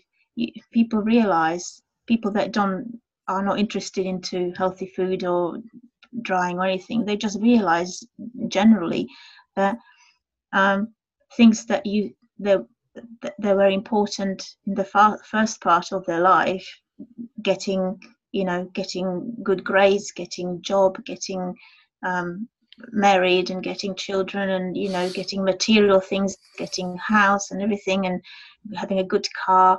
It's totally becomes not important. Maybe part of it because you've achieved it, you've had all you kind of wanted, but then you start it happens to women, especially women, mothers, when children leave house, they are suddenly empty. And people start searching in that after 40, and there are a lot of people even on master fast, and they are in there is different age group, but I think crucial age is that 40, when people start realizing, oh my God, what have I done with my life so far? And they start turning inwards, and they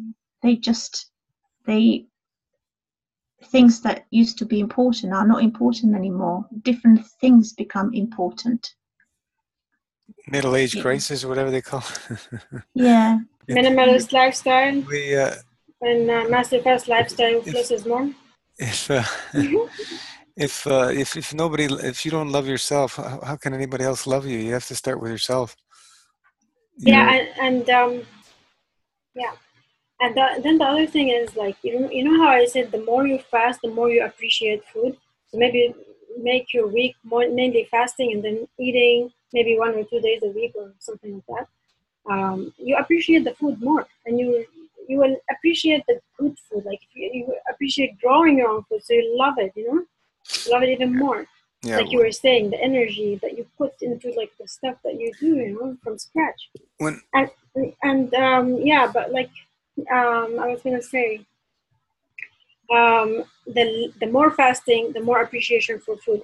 The less you have, the more appreciation you have for the things around you, right? Like if you want a phone, like if you have so many phones, you're not gonna appreciate them. But or whatever, something like that, if you have so many material stuff around you, you're not gonna appreciate one thing. But if you have less, you're going to appreciate it. With everything in life, food is one, breathing is one, everything. Being grateful. Grateful. Absolutely. I think with less, you would be more grateful. Oh yeah. When I was started growing all my food with ocean water, late 2004, and I started doing all sprouts and grass and my garden with it. It was I didn't want to really eat anything from the store bought anymore. The fruit, yeah, I had to buy fruit because you can only grow so much here. But all the greens and stuff, I grew it all myself, pretty much. The flavor, the shelf life, the energy from it is like night and day. There's no comparison. Putting all that loving care into your own stuff. Now we have the technology of the Ganses, just adding the energy. You don't even need to put the actual physicality of the ocean water. Just make some GANs from it and use the energy. And it's just completely different than anything you buy. Completely different. Yeah, Gino is very proud of his food. He brings me something. He's like, this is very different from what you buy from the store. So he gives me a whole lecture, He loves his food. I can see it. And I am like, oh, I love this. I'm so happy that, I'm with him. Because I love this appreciation. I mean, into growing your own food. That's amazing. Yeah, it would be nice to connect with local farmers and stuff if you can't do it yourself. There's projects, people going, using other people's properties that they're not using to grow food and so on and so forth, and they exchange food, give them food in return to take care of it. There's so many ways of doing it. People can plant more fruit trees instead of any other stuff.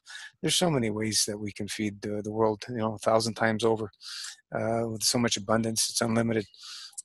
This planet can handle 100 times more population if we change the way we do things, and the way we ate. First of all, less is more. You don't need to eat every day. And secondly, we make better choices in how we eat and how we grow foods and so on and so forth. When we were running tests on pastures for cattle and stuff, cattle usually would be grazing all day long on their grasses. When we sprayed the pastures with ocean water, this is diluted ocean water, not straight ocean water. They can't handle straight ocean water, most plants. but they love diluted ocean water. When we after we sprayed these pastures, the cows were done grazing in about a couple hours. It was a huge difference. Huge difference. You know, the energy of the food went way up, so they didn't need to eat as much. And there was a few situations where one was a horse that couldn't put on weight, and they sprayed the pastures with the ocean water, and they started putting on weight again. There's a few instances of that. So the quality of food is very important. So, like myself, now with the new understanding that everything's energy, you can buy anything from a supermarket, conventional or whatever, and you can make that into the best food ever with your intent and emotion. You can change it. You know, that's what I do. I ozonate everything, and putting my intent and emotion. You can use GANS materials. You can use so many different things. You can use some frequencies and stuff to bring the level of that food to much higher value. And so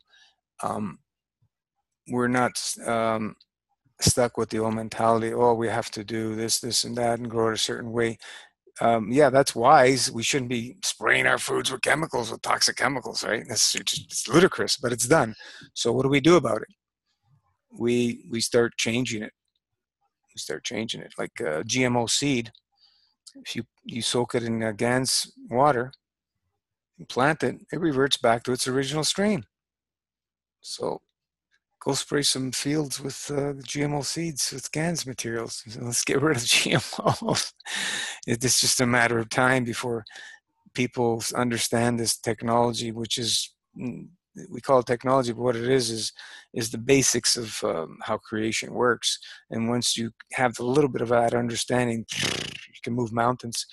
And this is what's happening with this information, the new knowledge.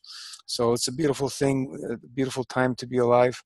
Lots of new things are coming out, and we're going to see lots more coming. So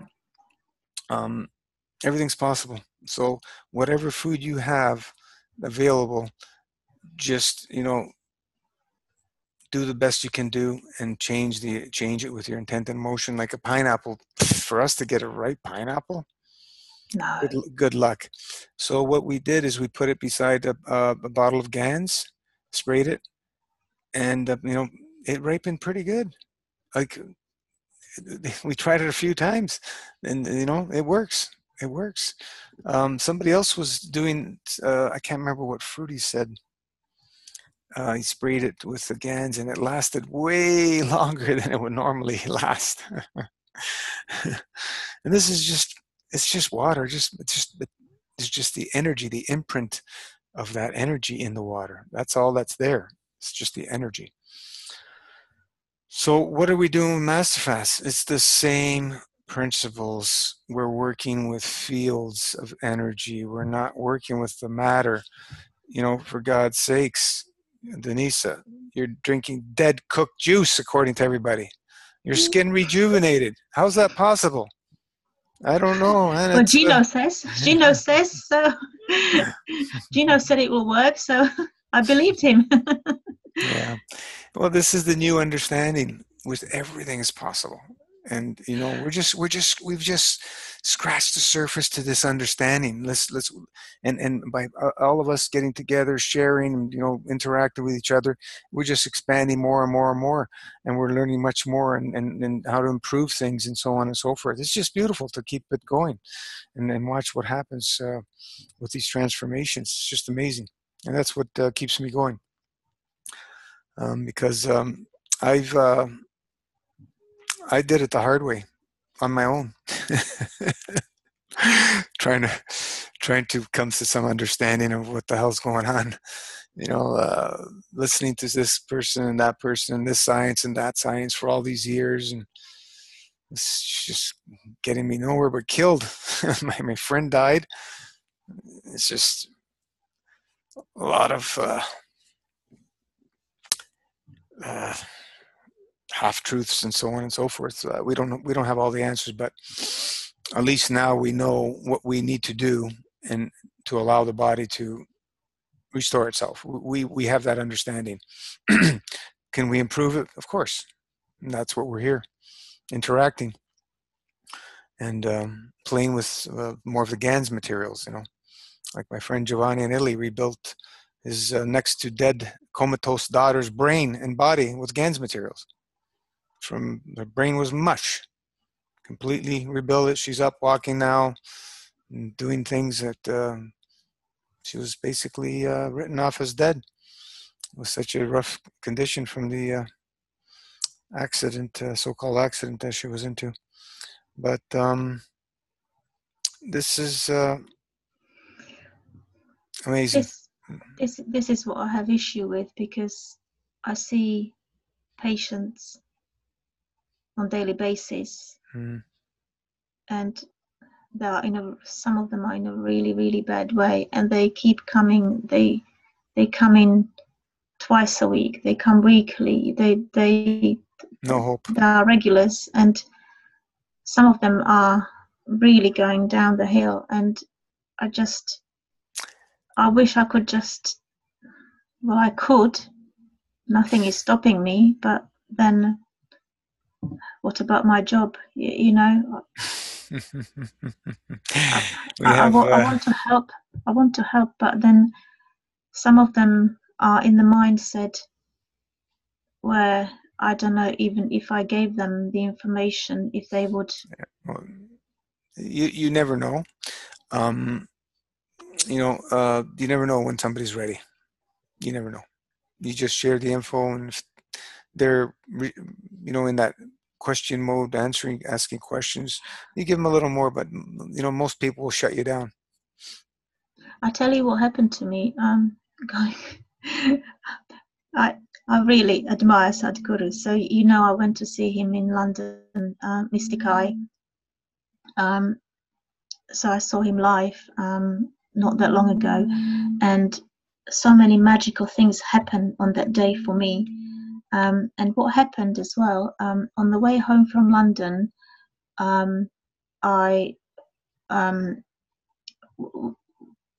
where it was, I went back to Waterloo Station, and from Waterloo Station I had to take train back to where I live, and I got on the wrong train. It was on the day of royal wedding as well. It was busy, and I just somehow ended up on the wrong train. I realized 2 stops later, and I got off, and I had to change the platform, and as I'm waiting for the right train to get me home, there was a young couple, and she was covered from head to toe in eczema, and I could see. I mean, to other people they may not notice, but because I've had it myself, I could see.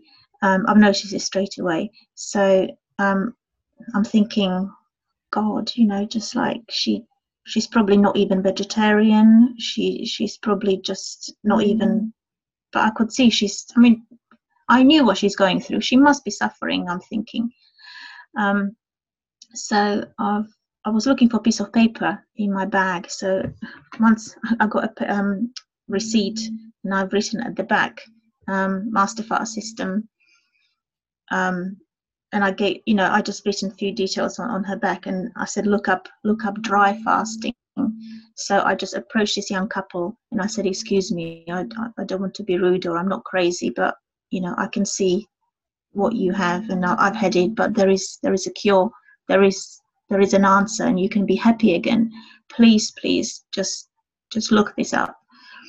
And what was strange, they didn't want to take the piece of paper of me. They just took a photo of what I've written on the paper, and I found that strange.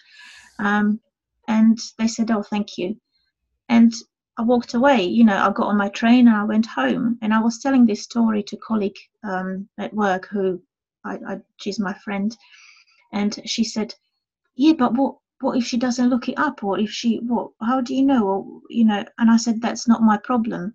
I passed on the information, and it's up to the person to do what they need to do. And I believe that somehow, because as I said, many magical things happened that day to me, I was meant to miss the right train. I was meant to end up on the wrong train because I was meant to be led to her, to give her an opportunity. It's up to her if she will look it up or not, or if she will. Yeah. But if it's not on her, like I've mentioned this on Facebook last year. If you believe in that you are in certain vibration, it's like when you're in a library and you're looking for a certain book. There are a million books, and if you're meant to find that book, you will go to a shelf and you will see that book and you will pick it up. But if you're not ready for that book, if it's not meant for you, you can be searching, and it's not available to you. That book is on the shelf, but you will not be able to see it. Mm-hmm. And Only that's, when I think, only when you're ready. and I think that's what happening to people coming to Masterfast. Yeah. If you're not ready, you will. And it happened to me actually. It was probably a year before I started my first Masterfast.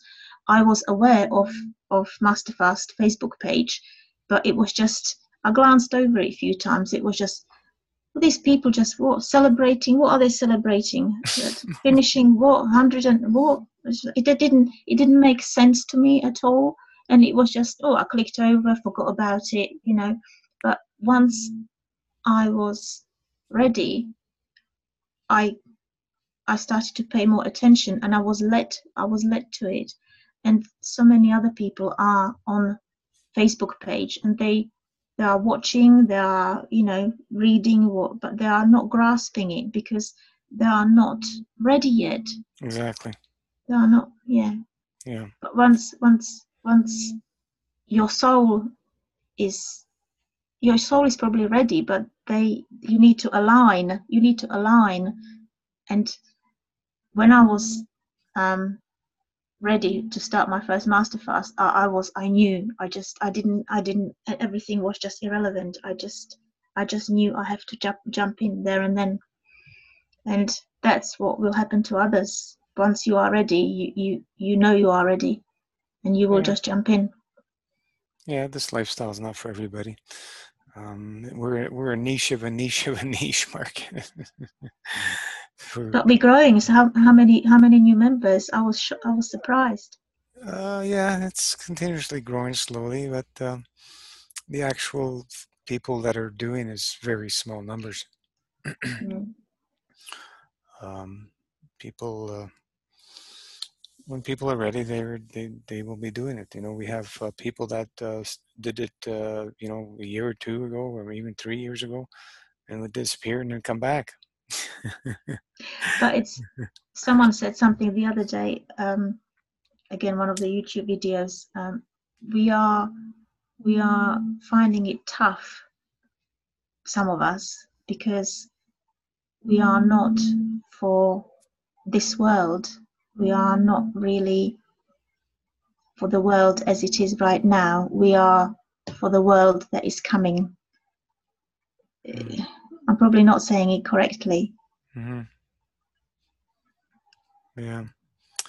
We're in the golden age, as they say. And lots of information is coming through.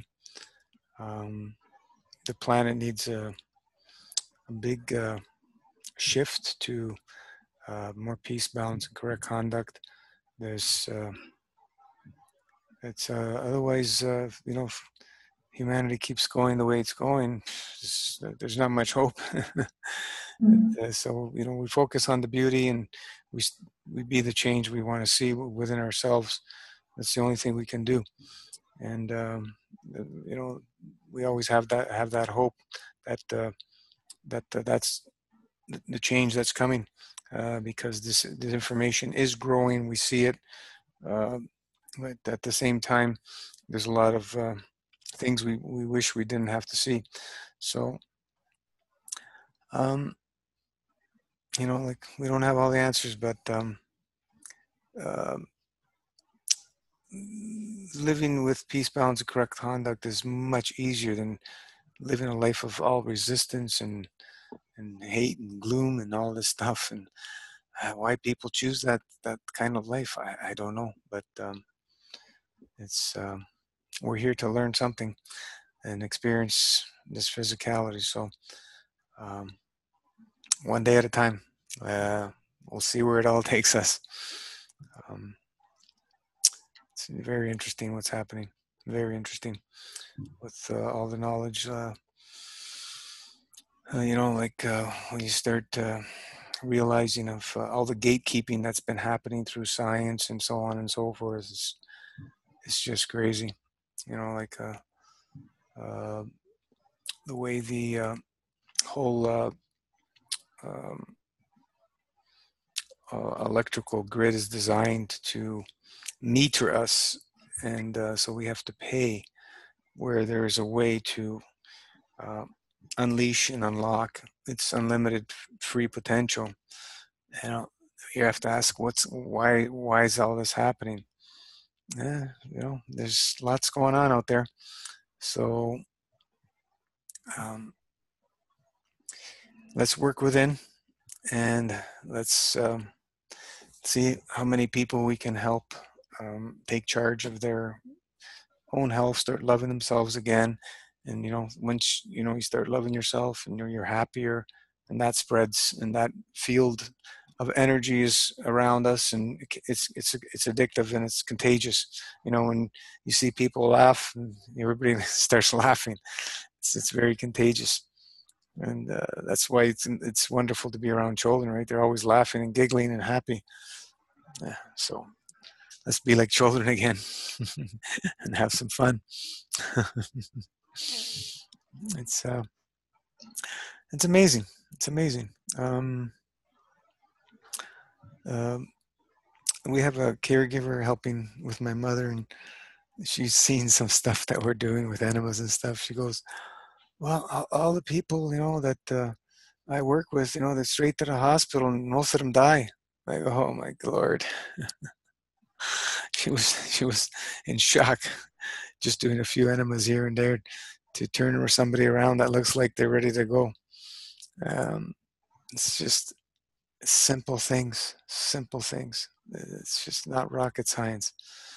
Put a colon hydrotherapist in all the emergency rooms and watch how many people get saved. Something so simple. True.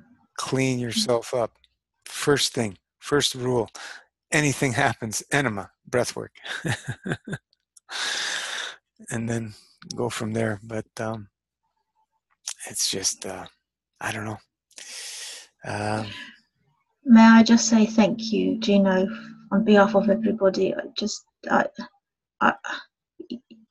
I've never never come across anyone who is so committed to. You are always there. You just this is your life, but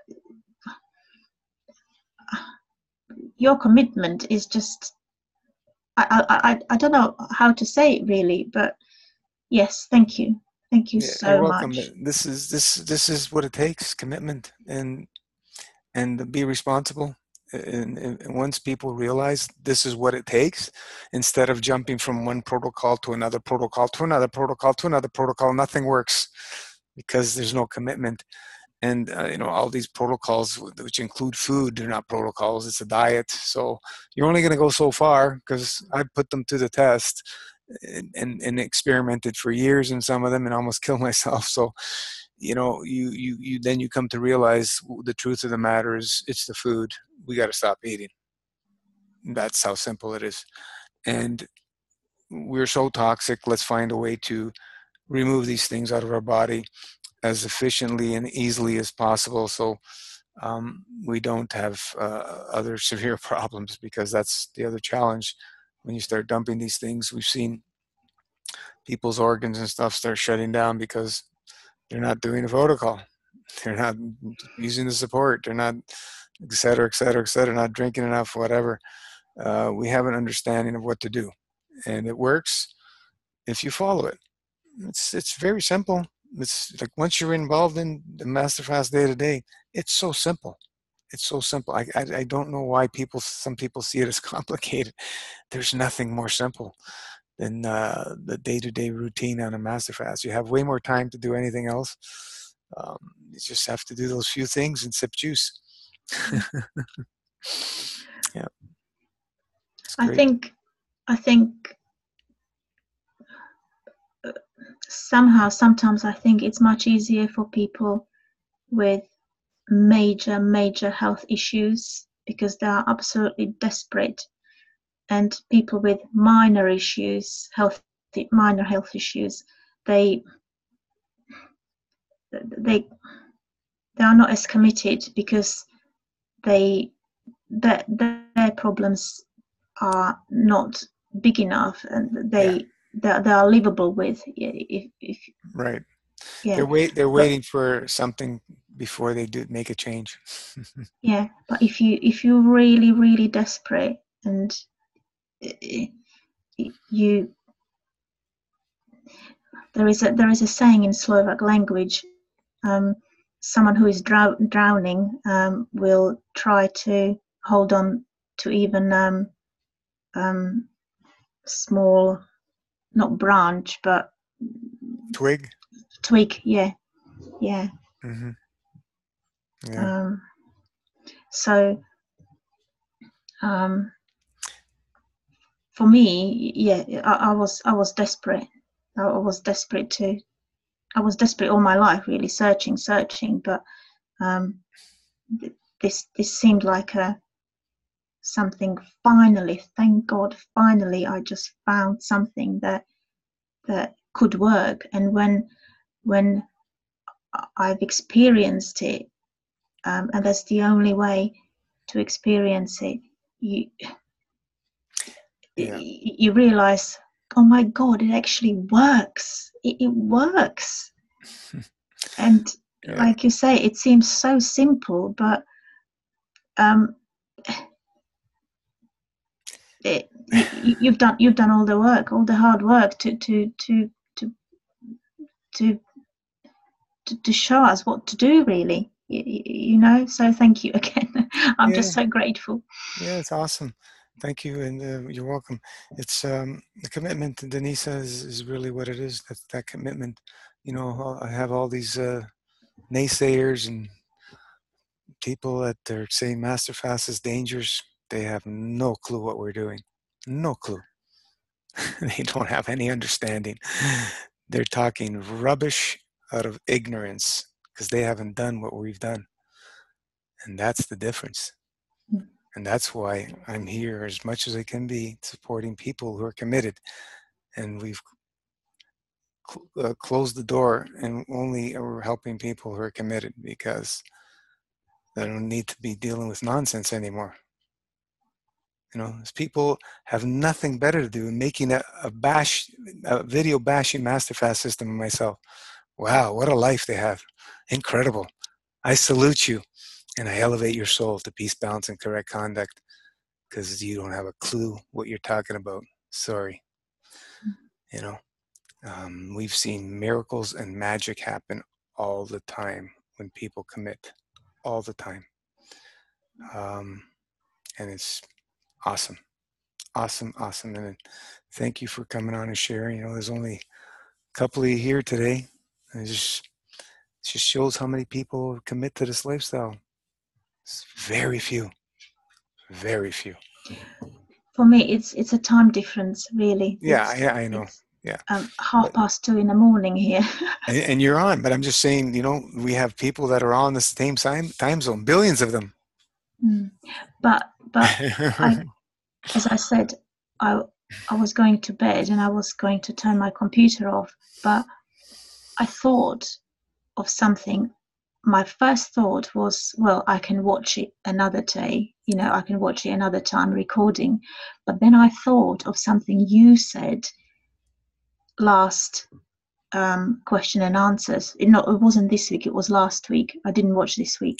On But you Wednesday. said, yeah, but last week you said that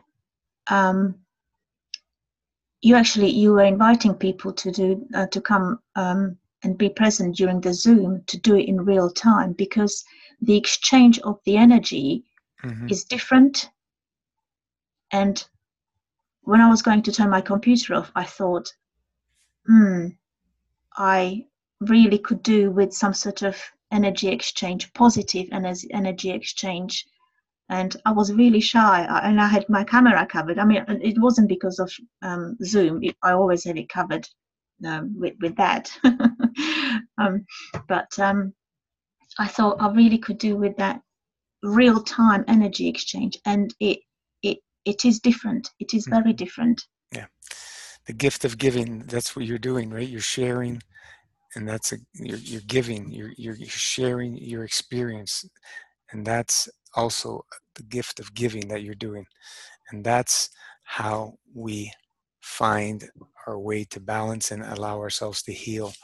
People who hoard everything and don't share, you're gonna get so far, and nothing's gonna really come together for you.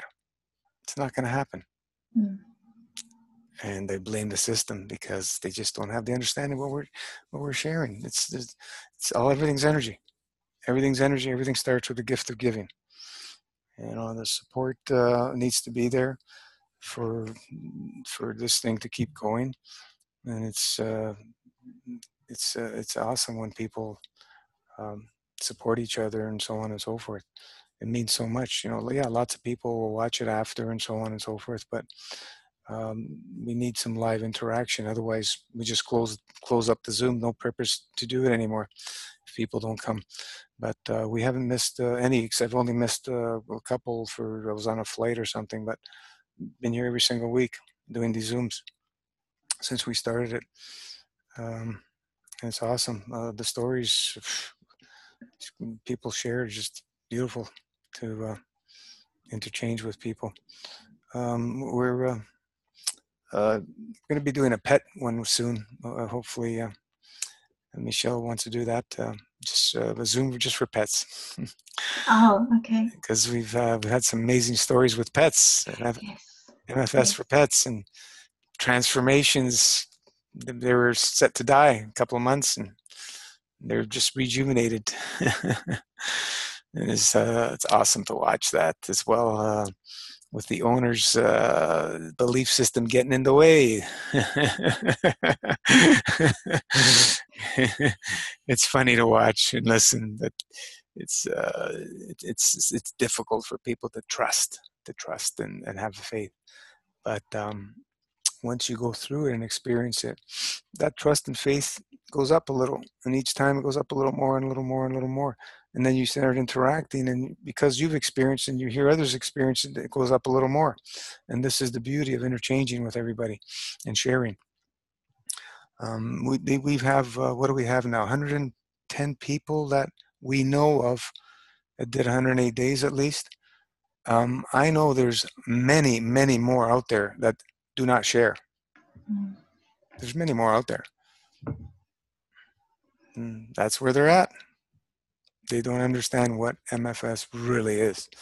It's the gift of giving, and that's all we've been doing on this in our private club, is continuously giving and supporting as much as we can, and be there for people, because I know what it was like to be on my own and experimenting, not really having any support out there, and very little access to information, no internet and all that like we have today.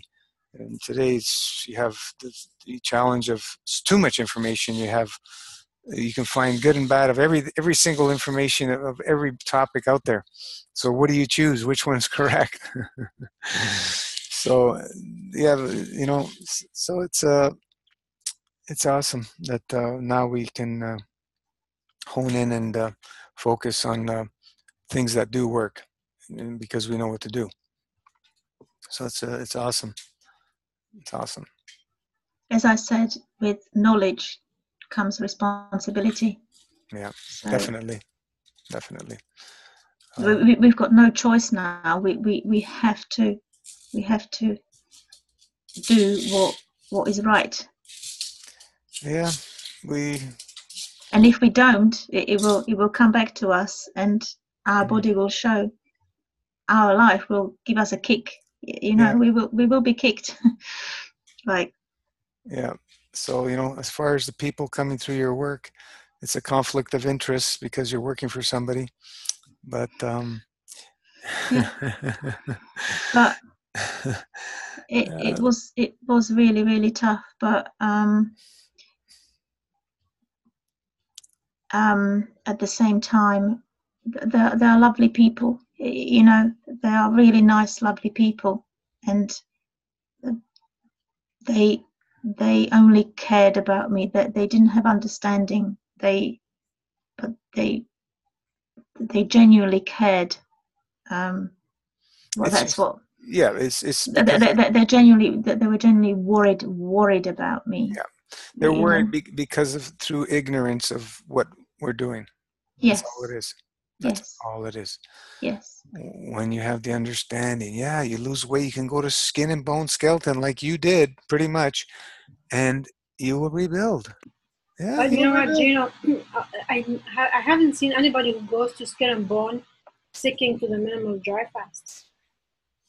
But you have to remember, some people start with different Yeah, that's weight, fine. and It's some fine. people start already underweight. I And we think, have seen it. It's been I 3 can't years. remember. I think because I was already on raw food diet, and I was already practicing dry fasting before I started master fast. For I how think long? probably just 6-7 months. Oh, okay. Yes, yeah. It was very, very gradual for me. I was doing it very slowly and very naturally, you know, giving up. I was vegetarian on and off, and vegan even when I was younger. I was like this, you know, just. But I knew being vegetarian, vegan was always better for me. I felt better and my skin was better. But prior coming to doing master fast, it was, you know, it was very, very natural, giving up meat, giving up sugar, giving up salt, giving up you know, eventually cooked food totally, and then, you know, raw. But I started with very low weight already, so it wasn't just that I was doing long dry fasts during the first master I fast. mean, It was yeah. uh, I think, I can't remember. I've got it all written down. My memory is not very good. I think I started with, was it 45 kilos? Wow. What's your So height? 5'2". So I'm What's tiny. that I'm in very centimeters? tiny. What's that in But centimeters? 158 centimeters. Okay. Just petite. You're Yeah, so yeah, you're small. You're short too. Yeah. Like, yeah. I I'm mean, you're just shorter than me. Yeah. tiny little thing. So Yeah, yeah, I I hear you. started I with hear low you. weight, and but another thing is, like But Gino said, wish is your command. Um, well, I was writing in my first post on Masterfast page. I written, right, I'm ready for this. I'm doing this, and you know, I was all up for it, and I'm I'm knocking this house down, this old, you know, shaky old, you know, ill house down, full of disease, and I'm just knocking it to the ground. And I want to rebuild. I want to rebuild the new, beautiful new house. I've got new build. I want a new building, and this is what I kept telling myself. And when I said in my testimony, when I finished 110 days, I said, "Be careful what you wish for," because what I wished for, that's exactly what happened. Yep. So, I said, I want to knock all this down, and so, that's what happened. I mean, from my experience, I probably started my first one at 8. I was 57, maybe. I went down to 40 Mm.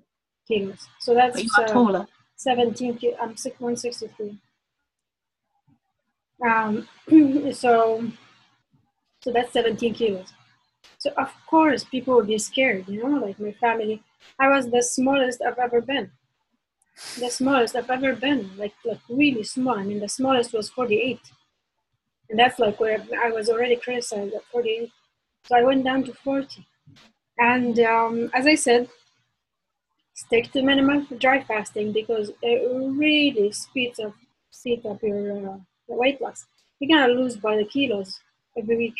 You don't want that. If you want to do 108, or if you want to do a lifestyle, do it slowly.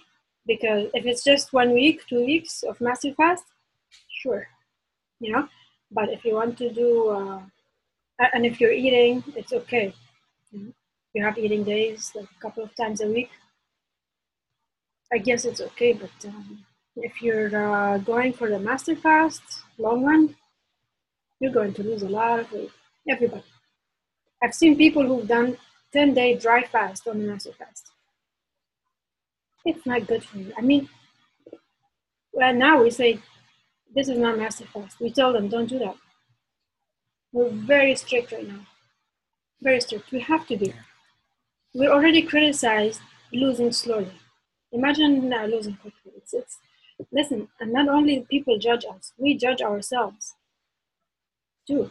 When you look in the mirror and you're so small, you're not gonna like it. So do it slowly.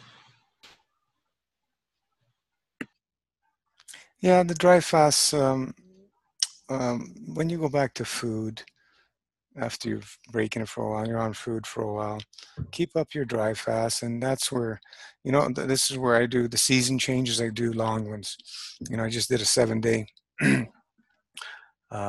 and that's where you can allow yourselves to go further on the dries.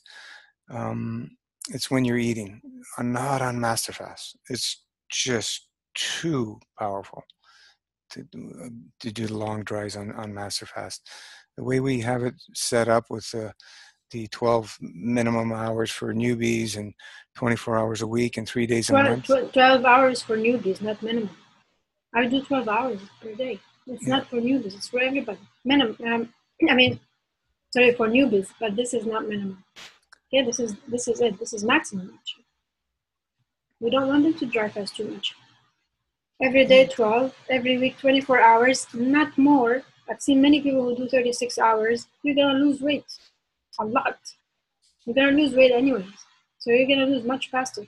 Yeah, and then every week, every month, up to 72 if you want. I do 48 to keep my weight loss very slow. It's gonna be 48 hours per month for me.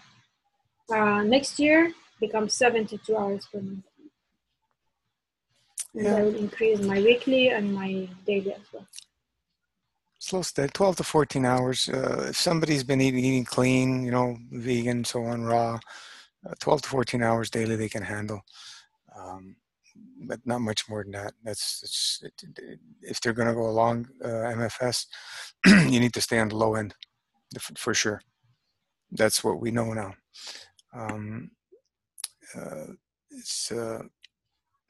Dry fasting is very powerful on its own, and when you're on master fast, which is part of master fast, glorified dry fast, you got to really be careful when you're doing the long haul.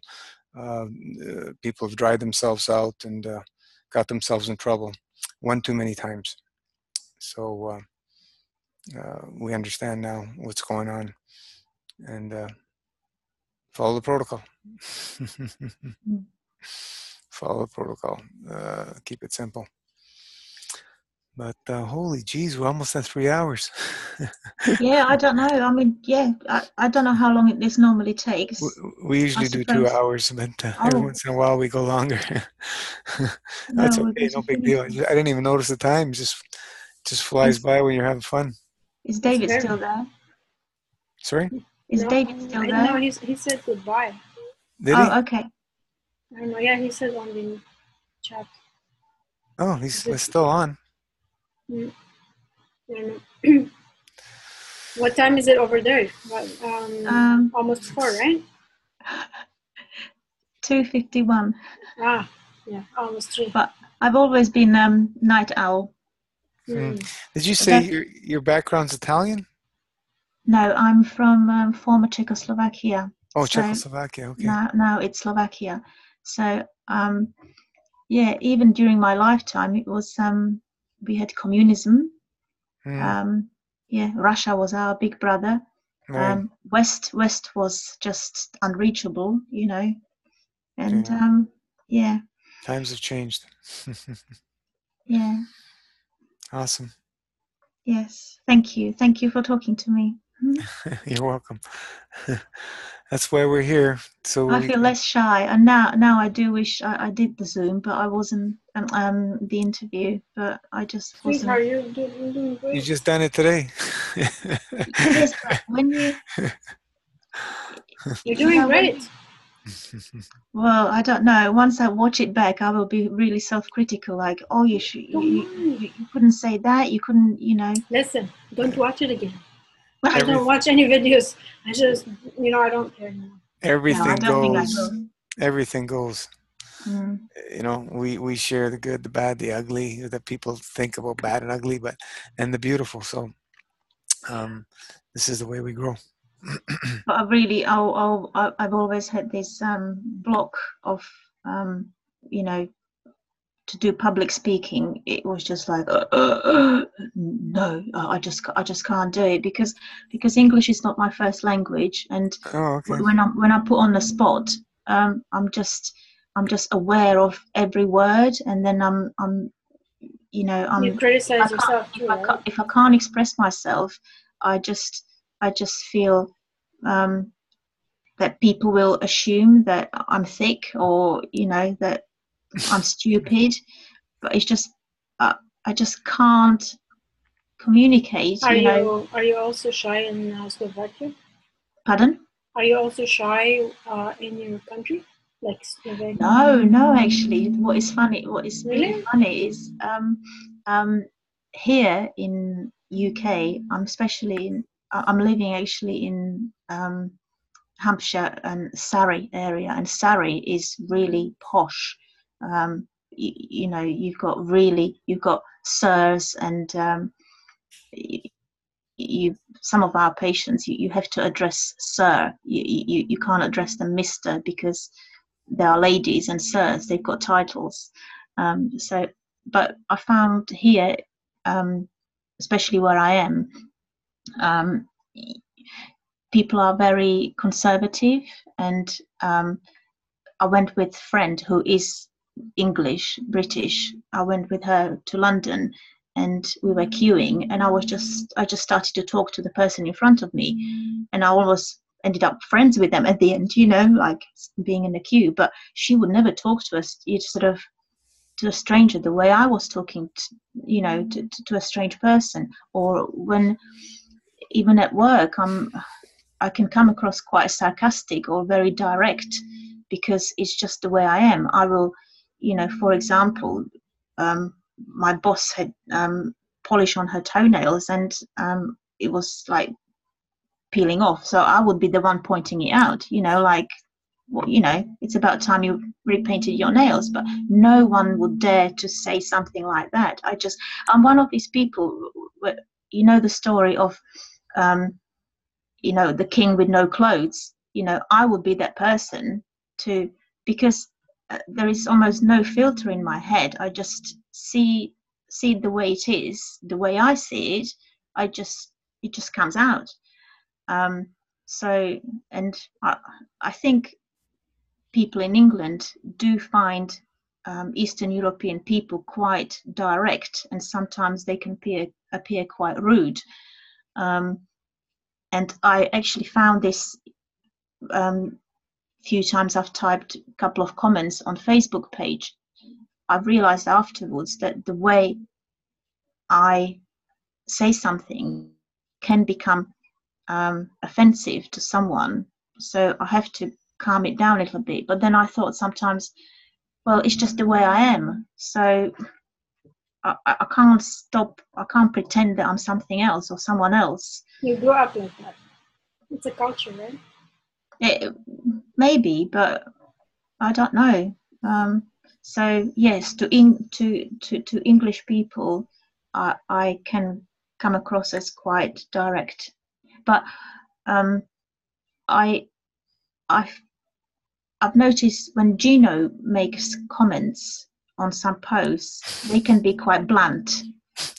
but it's almost being blunt with love, you know, because you say it as it is. You don't beat about the bush, or you know, you don't wrap it in a cotton wool. Right.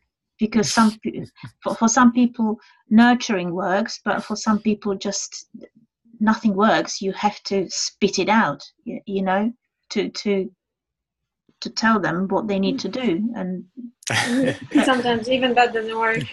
I, So you might as well be nice. I don't have that gift of the gab to wrap things up in whatever. Just direct. Here, this is the info. This is what we're here for. Forget about sugarcoating and all that stuff. You know, it's words on a page. Just take the information and use the information. There's no emotion attached to, except to get you the proper information. That's all there is. People take things too personally. Yes. Yeah, but anyway, the information is getting out there. You know, people are using the information, and it's great to see. It's awesome.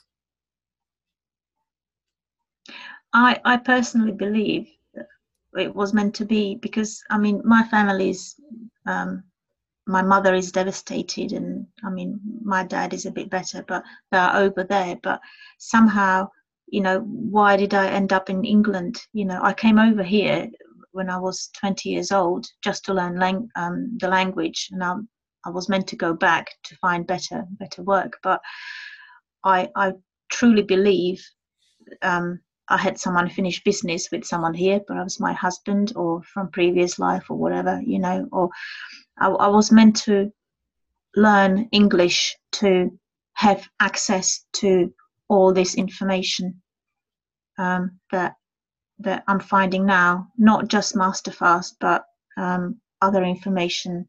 I mentioned Sadhguru, that I need to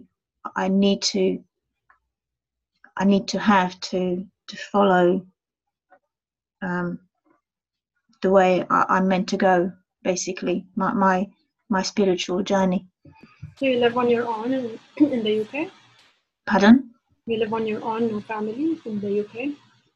No, I came over here, as I said, in my when I was 20. I was 21 actually, and the plan was just to stay here for a couple of years to learn English. I came as an au pair. I stayed with the family looking after children, but when I was over here, I fell in love with an Englishman, my current husband, and got married. So I stayed. Do you have kids? No, we don't. No.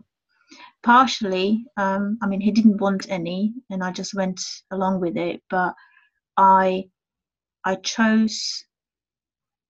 Maybe I will regret it later on, but at the time I chose not to have any children, and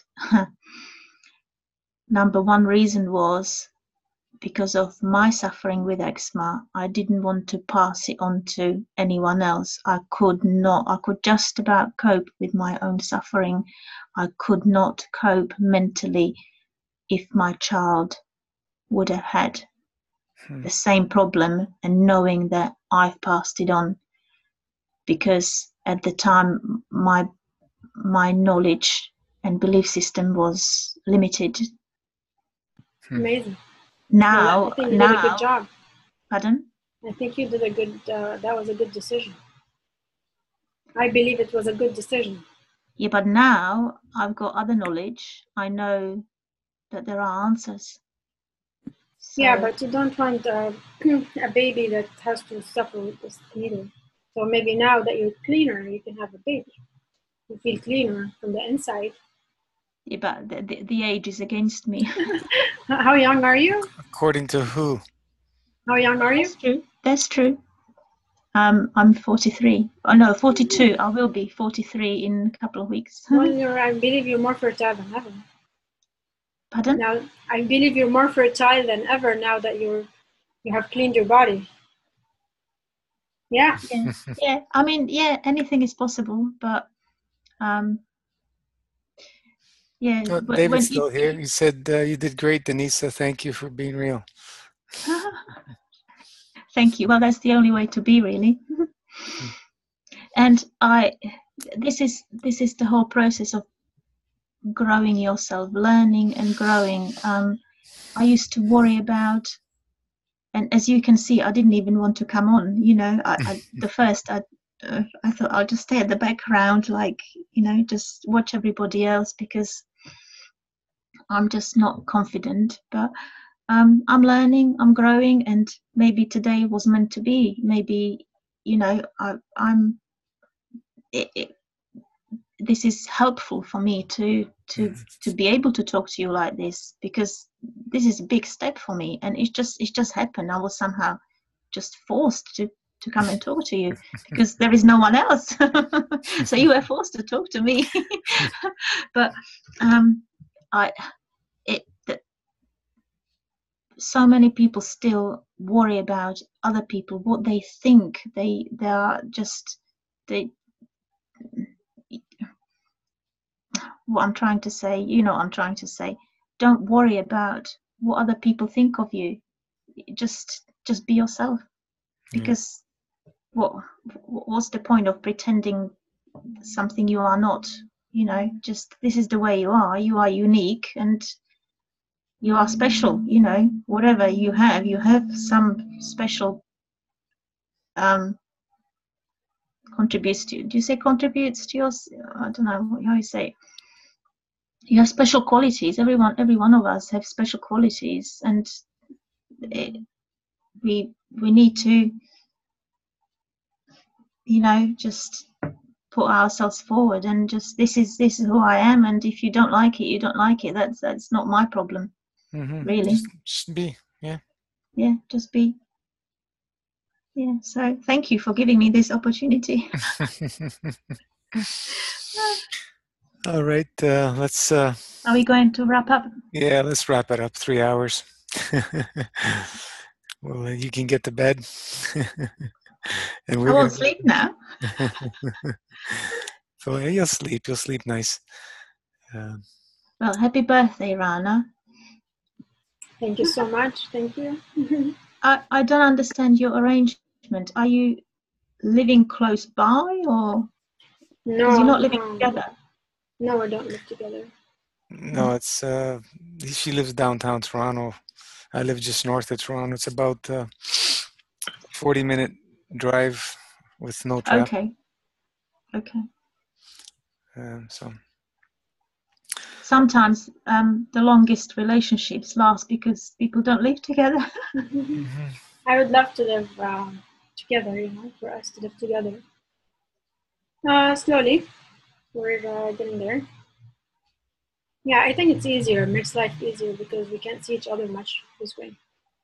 I'm working Monday to Friday, I can't go anywhere. And then on the weekend, he has to watch his mom, right? Yeah, Yeah. that's So he's, tough. he's staying at his mom's.